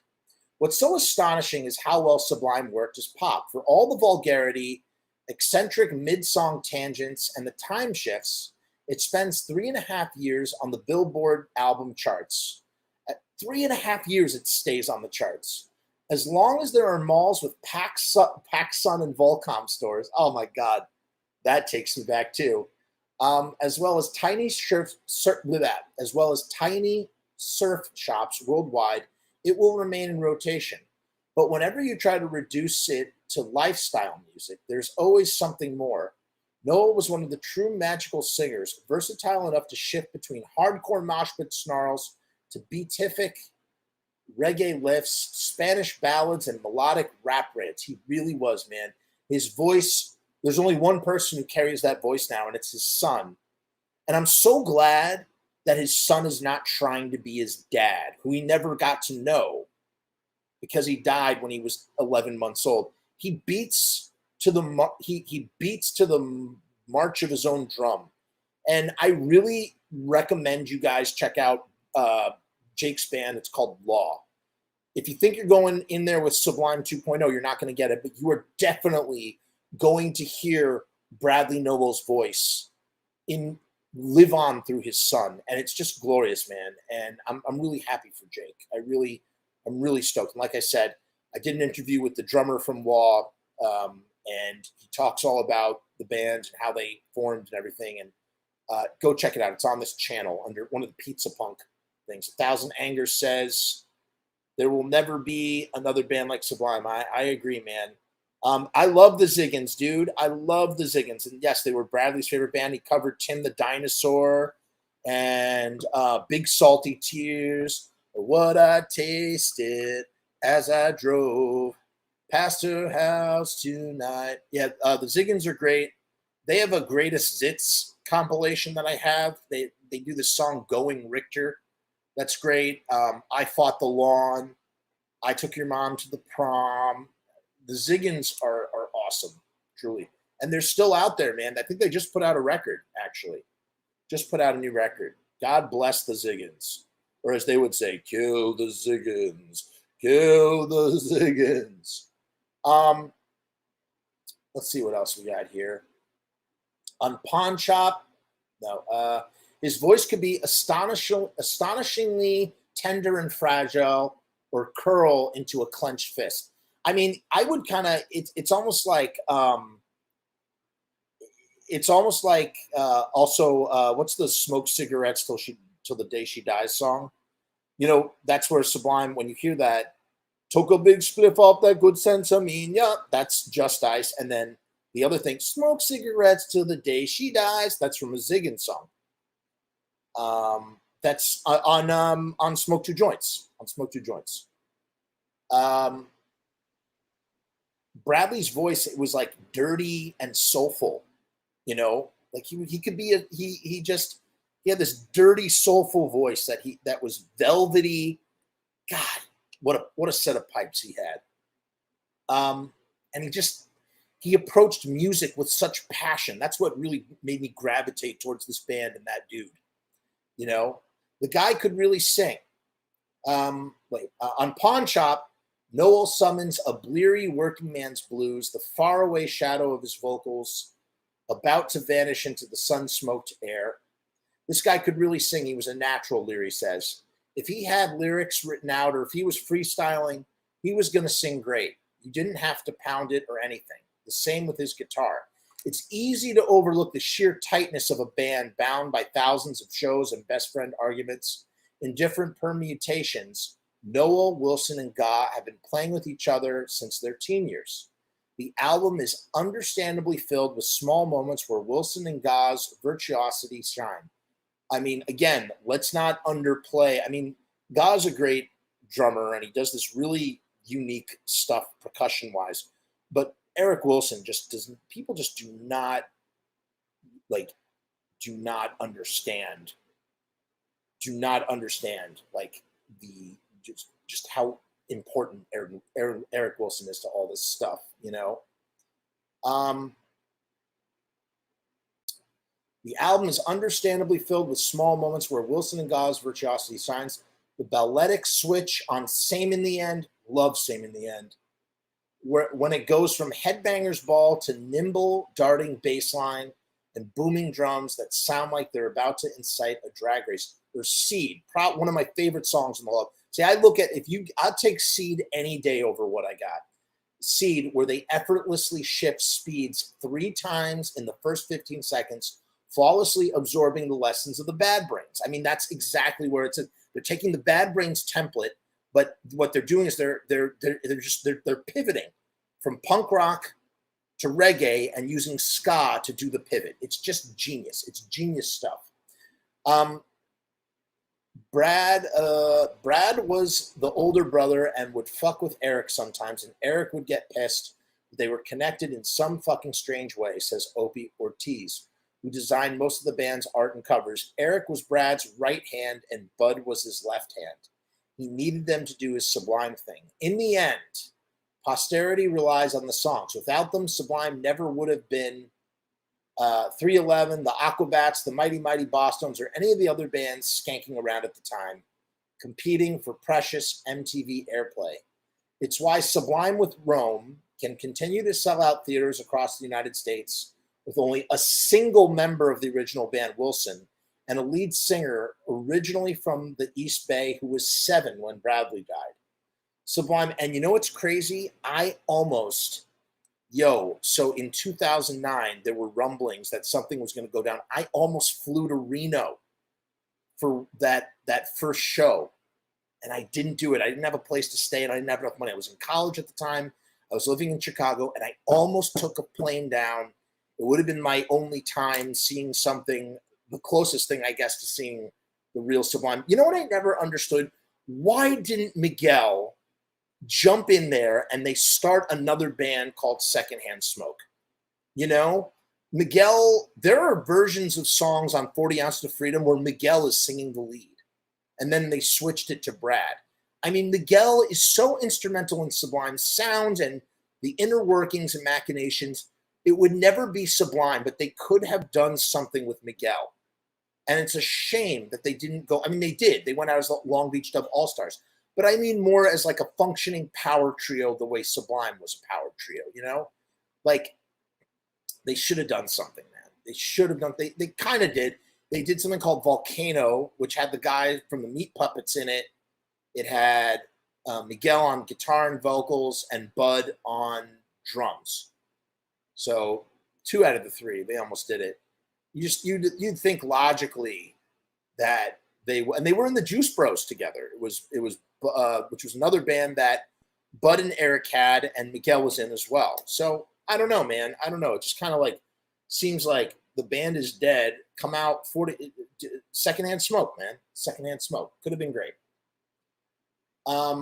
Sublime may not have a catalog remotely as deep as the Dead. They have a very deep catalog. For a band with only 3 albums, official albums, they have a remarkably deep catalog and a body of recordings and archives that are incredibly impressive. And actually, I would say resemble the Dead quite a bit, not in the same amount. The Dead have far more, almost 2,000 shows recorded, you know, people recorded of the Dead. But there's a lot of Sublime out there if you know where to look, you know. Sublime may not have a catalog remotely as deep as their Dead, but to their acolytes, a song like Santeria carries as much weight as Friend of the Devil does to someone with a wardrobe full of organic ceramics. There's the new guy who I like. I like Rome. For all the shit I talked about Sublime with Rome just now, I actually like Sublime with Rome. I do. And I love that first album they did, Yours Truly. It sounds like the 25th album that Sublime would put out. You know what I mean? It's like a rough approximation. You know, it's everybody's back in the studio except for Miguel's not there and Bradley's not there. They all come back in the studio and they record this great album, Yours Truly. It's a great album, but it's not Sublime. You can't fucking call it Sublime. Now, Goat Boy Pockets here brings up something I was about to bring up. As a big Sublime fan, around the year, this was the year 2004. I was visiting my friend up at college in Boston, and he said, we got to go check out this tribute band. They sound a lot, they play Sublime songs, and it's the closest to what we're going to hear Sublime, you know. The Long Beach Dub All-Stars are not Sublime, man. They don't sound like Sublime. This band was called Badfish. And so we went to go see Badfish, and boy, what a show. And I was hooked. I started seeing Badfish any chance I got. Badfish is now celebrating their 20th anniversary, if you could believe it. They've been doing this for 20 years. I saw them probably 7 or 8 times. Through 2009 is when I kind of fell off. They were trying to like incorporate their own original band called Scotty Don't, who would open for Badfish. And they would do songs with Bud Gaugh every once in a while. They were raking in $1.4 million annually doing the Sublime tribute thing. But you got to imagine that after 20 years of playing the same catalog of songs, no matter how interesting you make it, like it's got to get boring at some point. You know, I don't know. But it was, man, I love Badfish. They were great. They were really great. And like I said, and I came close to seeing Sublime with Rome, and then I was like, I don't want to do it, man. I can't do it. I just feel like it would be, I don't know. I feel like it would achievement it. And I had the opportunity to see him when Bud was still in the band, and I really regret not going. I should have gone just to experience it. I kept telling myself, I'll catch him next time. They were playing with 311, no less, and that would have been a great double bill. I would have seen 311 and Sublime with Rome, and I'm ashamed to say that I didn't go see it. But the flip side is I have gotten to see bands that I really truly worship, like Iggy and the Stooges, which is now impossible. You cannot see Iggy and the Stooges ever again. And I've gotten to see the original Misfits. I've gotten to see Sam Hain, and I've gotten to see Danzig. So I mean, that's pretty good. Neon Knees brings up a great point here. Better making $1 million a year playing music than working a day job. I totally agree with that. I can't believe, oh my God, it's 3:11. We've been doing this for 3 hours and 11 minutes. We got to wrap this up. Sublime is its own modern songbook, a sensitive, vile, oddly relatable batch of songs so infectious that they have been covered into oblivion by everyone from raggedy Gaslight District busters to Lana Del Rey and Post Malone. There's Wrong Way, the preposterous tale of Nowell's attempt to save a young girl cast into sex work by her monstrous father. Wilson estimates it's about half true. He says it's about half true. April 29th, 1992, Miami is the best song written about the LA riots this side of Death Row Records. Santeria is a classic jealous lover's lament, as timeless as Waiting in Vain. And look, there are many things about Caress Me Down that have aged poorly, not the least of all the Ron Jeremy reference in the first few seconds, let alone in a video about a song called Date, R-A-P-E. But it functions as the band's own version of Ain't It Fun If the Homies Can't Have None, except fluently bilingual, self-deprecating, and oddly sweet, a scumbag with a heart of gold. The album's finale and last single, Doin Time, has long since staggered into the BBQ drunk pantheon of Southern California summertime anthems, alongside cuts like Summertime in the LBC and Pitch In on a Party. But like the latter, Doin Time washes up with a dark undercurrent that defies the living's easy mantra, which exists as a red herring. It's a woozy germade. Jesus Christ, what is that word? Jeremiad? A long mournful complaint or lamentation, a list of woes. about the love of his life, whose constant infidelities leave him contemplating murder. It's a lethal it's a lethal beachfront blues, but the beauty of melody and the eerie, demonic trip hop makes you think he is going to celebrate his success by drowning himself in the ocean. And there's a fictional element that upends the narrative that everything Nowell wrote was a straight up autobiography. There's a fictional element that upends the narrative that everything Nowell wrote was a straight up autobiography. At the time of its composition, he was as close as he'd ever come to domestic bliss, the father of a newborn son, living with his soon-to-be bride. He had perfected the art of the exceptional first-person writer, where you readily accept that every detail is 100% truth. But it's interesting how it's the last song on the album, and after this, Bradley dies. He says this thing. It's like a prophecy. He says, well, I got to take a sip. My throat, I've been talking for almost 3.5 hours. We're winding down here, folks.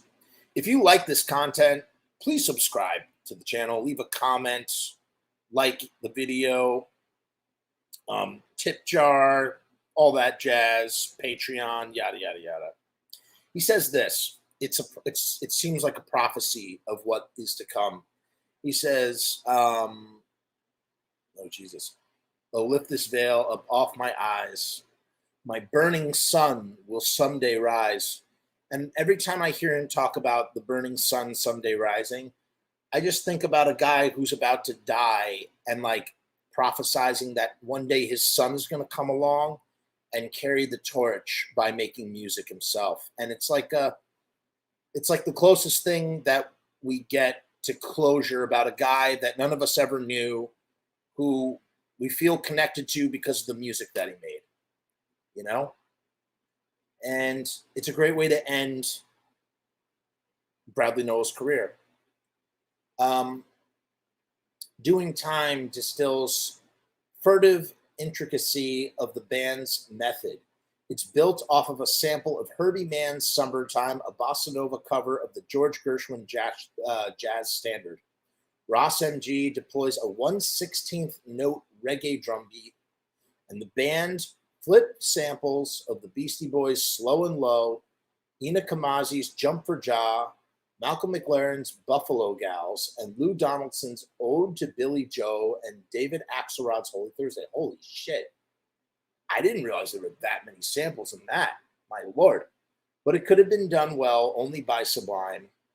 But it could only have been done well only by Sublime, who in their omnivorous attack soaked up G-Funk, hybridized it with punk, jazz, and reggae, and then set the foundations for remixes from Pharcyde and Wyclef Jean. You know, there's over 12 remixes to Sublime. I mean, to Doin Time. The most iconic was the Snoop Dogg Doin Time bootleg. It's great. Or he's like, I don't practice Santeria, but I maybe see you. 3, 2, 1. 1, 2, 3. We all qualify to represent the LBC. And then Bradley comes and goes, take a drip, take a drip, take a dividend from me. It's really great. Which found their old neighbor co-signing the assessment that they were well qualified to represent the LBC. For a period of several summers, it was inescapable on both KROQ and the city's then biggest hip-hop station, Power 106, a crossover achievement matched only by Cypress Hill. It spoke to the universality of Sublime's charm. For a micro-generation who first discovered music via gangster rap, grunge, and the Chili Peppers, Sublime seemed like the logical inheritors to that legacy. Soon enough, new metal would emerge and eradicate all traces of the musical nuance that Sublime wielded. Hip-hop would bifurcate. My God, this guy's wielding a thesaurus like there's no tomorrow. Divide into two branches or forks, into the jiggy mainstream or the purest underground. But in the interregnum, Sublime sat on the throne. The only problem was that there was no chance of producing a successor. This is so true. Sublime, again, another example, just like the Misfits. They started off like they started their own genre, man. Like they totally started their own genre. You have fucking Misfits basically starting this idea called horror punk, whether horror punks want to admit it or not. And with Sublime on the left coast, you have Sublime, you have all these bands, Pepper, and just all these bands. They're just all imitators, man. They're just all imitators. Slightly Stupid, who were disciples of Sublime and Bradley Nowell, but fuck. I appreciate that, Amy. Thank you. Amy says that I'm awesome and that you enjoyed the content about the late great Bradley Nowell. I'm really glad. I'm really glad. I was dealing with some hecklers earlier who were telling me to stop the stream, and I was like, no way. I'm going to ignore them, and I'm just going to get through this article, which is super fucking long. I was not intending this to be 3.5 hours, but it is. And yes, right, knee on knees. Am I right about that? Dude definitely has a thesaurus out wide and open. Like, I mean, listen, I'm the first person to admit that I suck at reading and that I'm really bad at pronouncing words, but like some of these words are ridiculous. Like there's just no need to use some of these words. Yeah, the only problem was that there was no chance of producing a successor. Holy shit. How much more to this article is there? My God. Ugh, there's still more. Let's be thorough, people. That's not to say that no one tried. In the wake of Sublime's mass appeal, Wilson, Gaugh, and Ross MG formed the Long Beach Dub All-Stars, which Opie Ortiz would later front, he was the singer. And then there are all these bands that are, thank you, Crazy White Boy, I appreciate that. There are all these bands that come out of nowhere, right? You have Long Beach Short Bus, which I saw live. And that's when I met Ross One, and no, I didn't meet Ross One, but I did meet Eric Wilson. That was 2005, 2004. You have Dubcat, Hepcat. I don't know. There's just all these crazy offshoots and stuff. For most of the next decade plus, every festival where there was at least one booth petitioning for the legalization of hemp, among other things, booked no fewer than 6 Sublime knockoff bands. Slightly Stupid, the band that Nowell signed to Skunk when they were still in high school, have sold millions over the years. And, you know, I've tried getting into Slightly Stupid. I'm just not into it, man. Their first Skunk record, which, you know, Nowell used to cover their song, I Ain't No Prophet, I Don't Want to Cure No Damn Disease, Would You Marry Me Anyway? That song, he took those kids under his wing and recorded them with Miguel. They knew Bradley when they were 15. They're like, it's so crazy because they're like in their early 40s, like 41. Now they were like used to jam with Bradley Nowell. There's like all this videotape of them jamming with Bradley. It's like unreleased footage that everybody wants to see. So Slightly Stupid, the band that Nowell signed to Skunk, they were still in high school, have sold millions over the years. Nearly every band since '96 that has attempted to alchemize hip-hop, punk, ska, dancehall, and roots reggae exists squarely in Sublime's debt.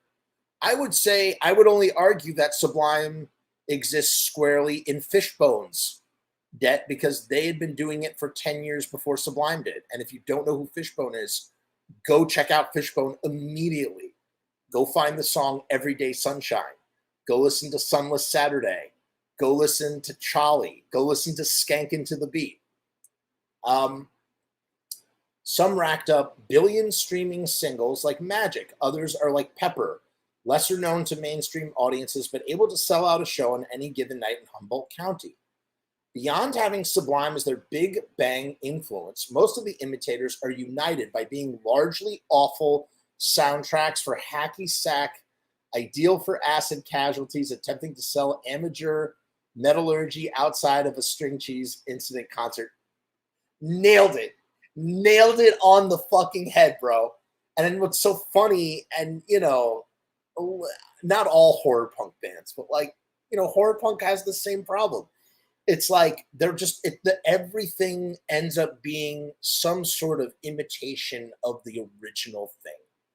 And that's not to say I don't love me some horror bands. I most certainly do. And I know a bunch of people in them. And rubbed shoulders with a bunch of them, and even toured with one or two. But like, it just, I don't know. It's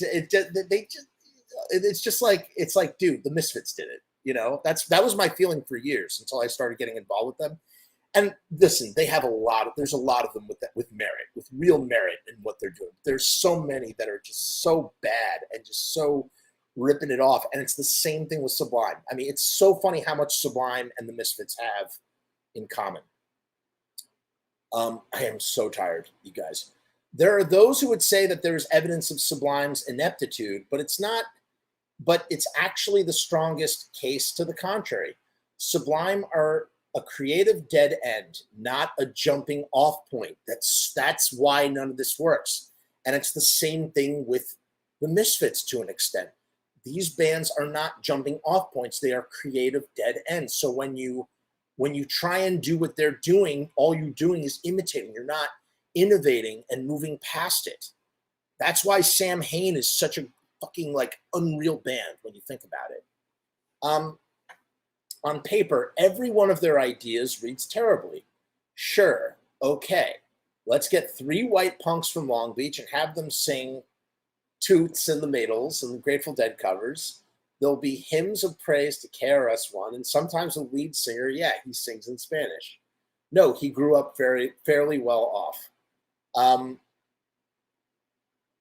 Okay, he's referring to Sublime. That's hilarious. So he's saying Sublime on paper, every one of their ideas reads terribly. And it's true. He's right. Okay, let's get three white punks from Long Beach, have them sing Toots and the Maytals and Grateful Dead covers. There'll be hymns of praise to KRS-One, and sometimes the lead singer, he sings in Spanish. No, he grew up fairly well off. But it's a testimony to Nowell's genius that not only he pulled it off, but that a quarter century later, their songs remain relevant enough that 2 summers ago, this publication declared a Sublime assance. If you ask anyone who was once close to Nowell, they'll readily give you several preposterous anecdotes about his trickster humor. Some are best left unsaid, I could only imagine. But if you keep asking more about who he was, they'll inevitably tell you that they'll inevitably tell you how they never met anyone like him. They'll talk about his shy, quiet, and vulnerable streak, his radiant intelligence, and how even during his most far-gone episodes, he was rarely without a book. Before he died, the plan was to tour Europe, and Nowell had already stocked up on a miniature library of European history. He was a regular at the Jeopardy night at one of the bars on Sunset Beach, and his widow remembers him knowing every answer, whether it was about World War II or Himalayan topography. He was the smartest, stupidest person that I ever met, Troy says, laughing. That is so sad to me, man. It's so fucking sad. It just bums me out. It's just so sad. You know where he would be today? He would be doing exactly what Gwen Stefani did. He would be coming out as a solo artist. He would have left Sublime, or he still would have done Sublime, and then he would put out a solo record separate from Sublime, and he would just call himself Bradley, and it would be very hip-hop focused. And I think that's where Bradley Nowell would have gone, and he would have been a fucking superstar. I really fucking believe that to be true. He eventually, Travis Barker would have been playing drums for him in his solo band. That's where he would have been, doing more duets with Gwen Stefani. But even this afforded him an accessibility to that contributes to his legacy. There is no pretense nor affection to Sublime's music. It's for everyone, without being so watered down that it's actually for no one. You don't see Nowell on dorm room posters or in Venice Beach souvenir kiosks to the same extent that you see Tupac or Kurt Cobain. Yes, it's there, but it's not as prevalent. It's partially because Sublime's catalog is leaner, but I suspect that it also has to do with the fact that he lacks that shapeshifter component that allows people to interpret them in any ideological way that they prefer. Bradley was just Bradley, the regular dude. It's late. Bradley was just Bradley, the regular dude blessed with extraordinary talent. He wasn't the myth you built a shrine to. He was the dead homie, airbrushed on a t-shirt, forever mourned, but remembered with a smile. He just happened to be a voice for those more comfortable speaking in curses. The love-seeking ringleader of Sublime.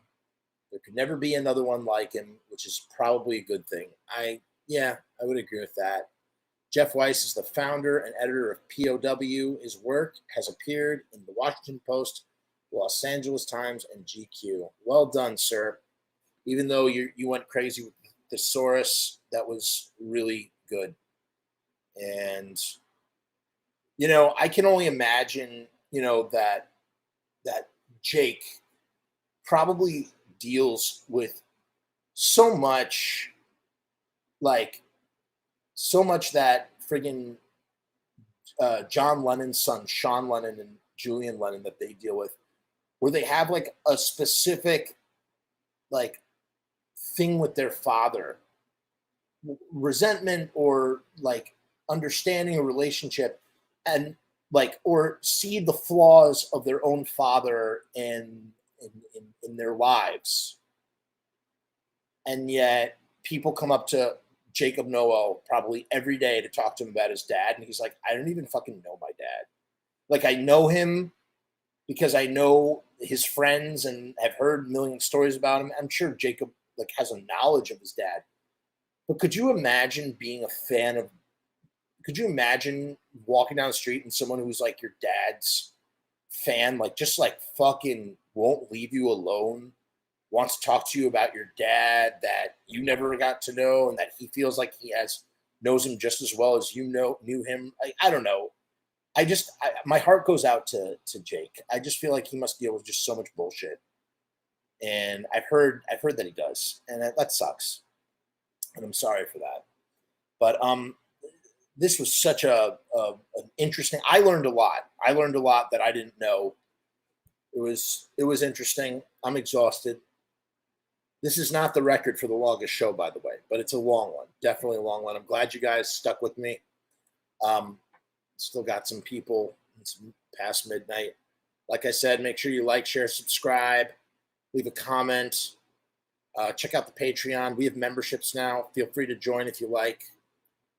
And yes, join us tomorrow. As Rue says, big show tomorrow. Glenn Danzig related show. I have a special guest who's going to be joining me. So make sure you tune in. I'll set that up tomorrow. I'm exhausted. I'm going to go to sleep now.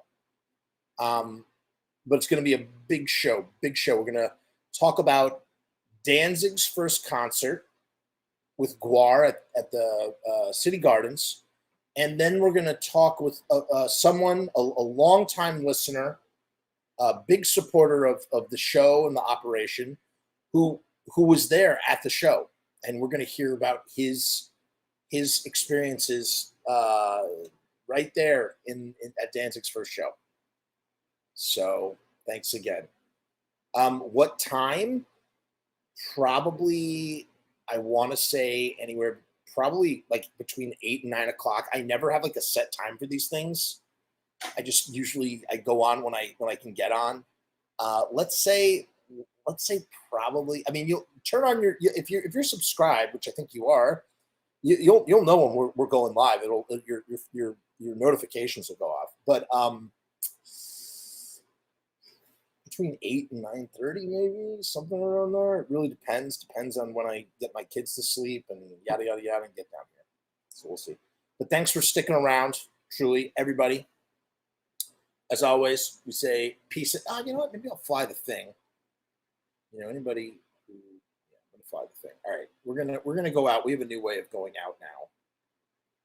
Going out with the thing, but this is the part where Hey guys, what's going on? It's Jeff. So I've decided to make a Patreon. What is Patreon? I don't know how to define a Patreon. Let me look it up. Patreon is a membership platform that makes it very easy for creators to get paid for the things that they're already creating. I want to do it full time. I want this to be my full-time job. in my efforts to make that happen, I've set up this platform. Is it going to work? Is it going to be successful? I don't know, but I would rather try and crash and burn than not try at all. The goal is to create enough passive revenue so that I can continue to do this full-time, uninterrupted. Why? Because I love to do this. I love creating content. I love making videos. I love shooting films. I love doing podcasts. In case you couldn't tell, I love to talk and I never shut the fuck up. So right now I've kept the Patreon incredibly simple. There's 2 tiers, and that may change in the future. The Murdergram is a simple way to extend support for all of the hours and hours of free content on the channel for nothing more than $1. 38 cents goes to Patreon. What's $1.38, eh? It's less than a cup of coffee, but it's a great way that you can show support for very little effort. When you divide that $1.38 by the hours and hours and hours of time spent listening to this endless drivel of content, the dollar cost average works out. Next up is the YouTube Casualty for $6.66. The YouTube Casualty is loaded to the gills. Enjoy the archive ad-free, as well as ad-free early access to special docu-style podcast videos, music reaction commentaries, and the like, a month before they drop on YouTube, loaded with ads, I might add. You're also going to get exclusive content and behind-the-scenes content that is not available on YouTube or anywhere else. So you get to peek behind the veil. And believe me, there's a couple of choice pieces. Most of all, more than anything, whether you join the Patreon or not, I just want to thank each and every one of you that comes to the channel, that watches all the shows, that leaves comments, that participates, that subscribes. That's really the most important thing. This is just trying to find a way to earn a living as an artist. And with that, thank you for my TED Talk. Join the Patreon, because we need you! 66 cents.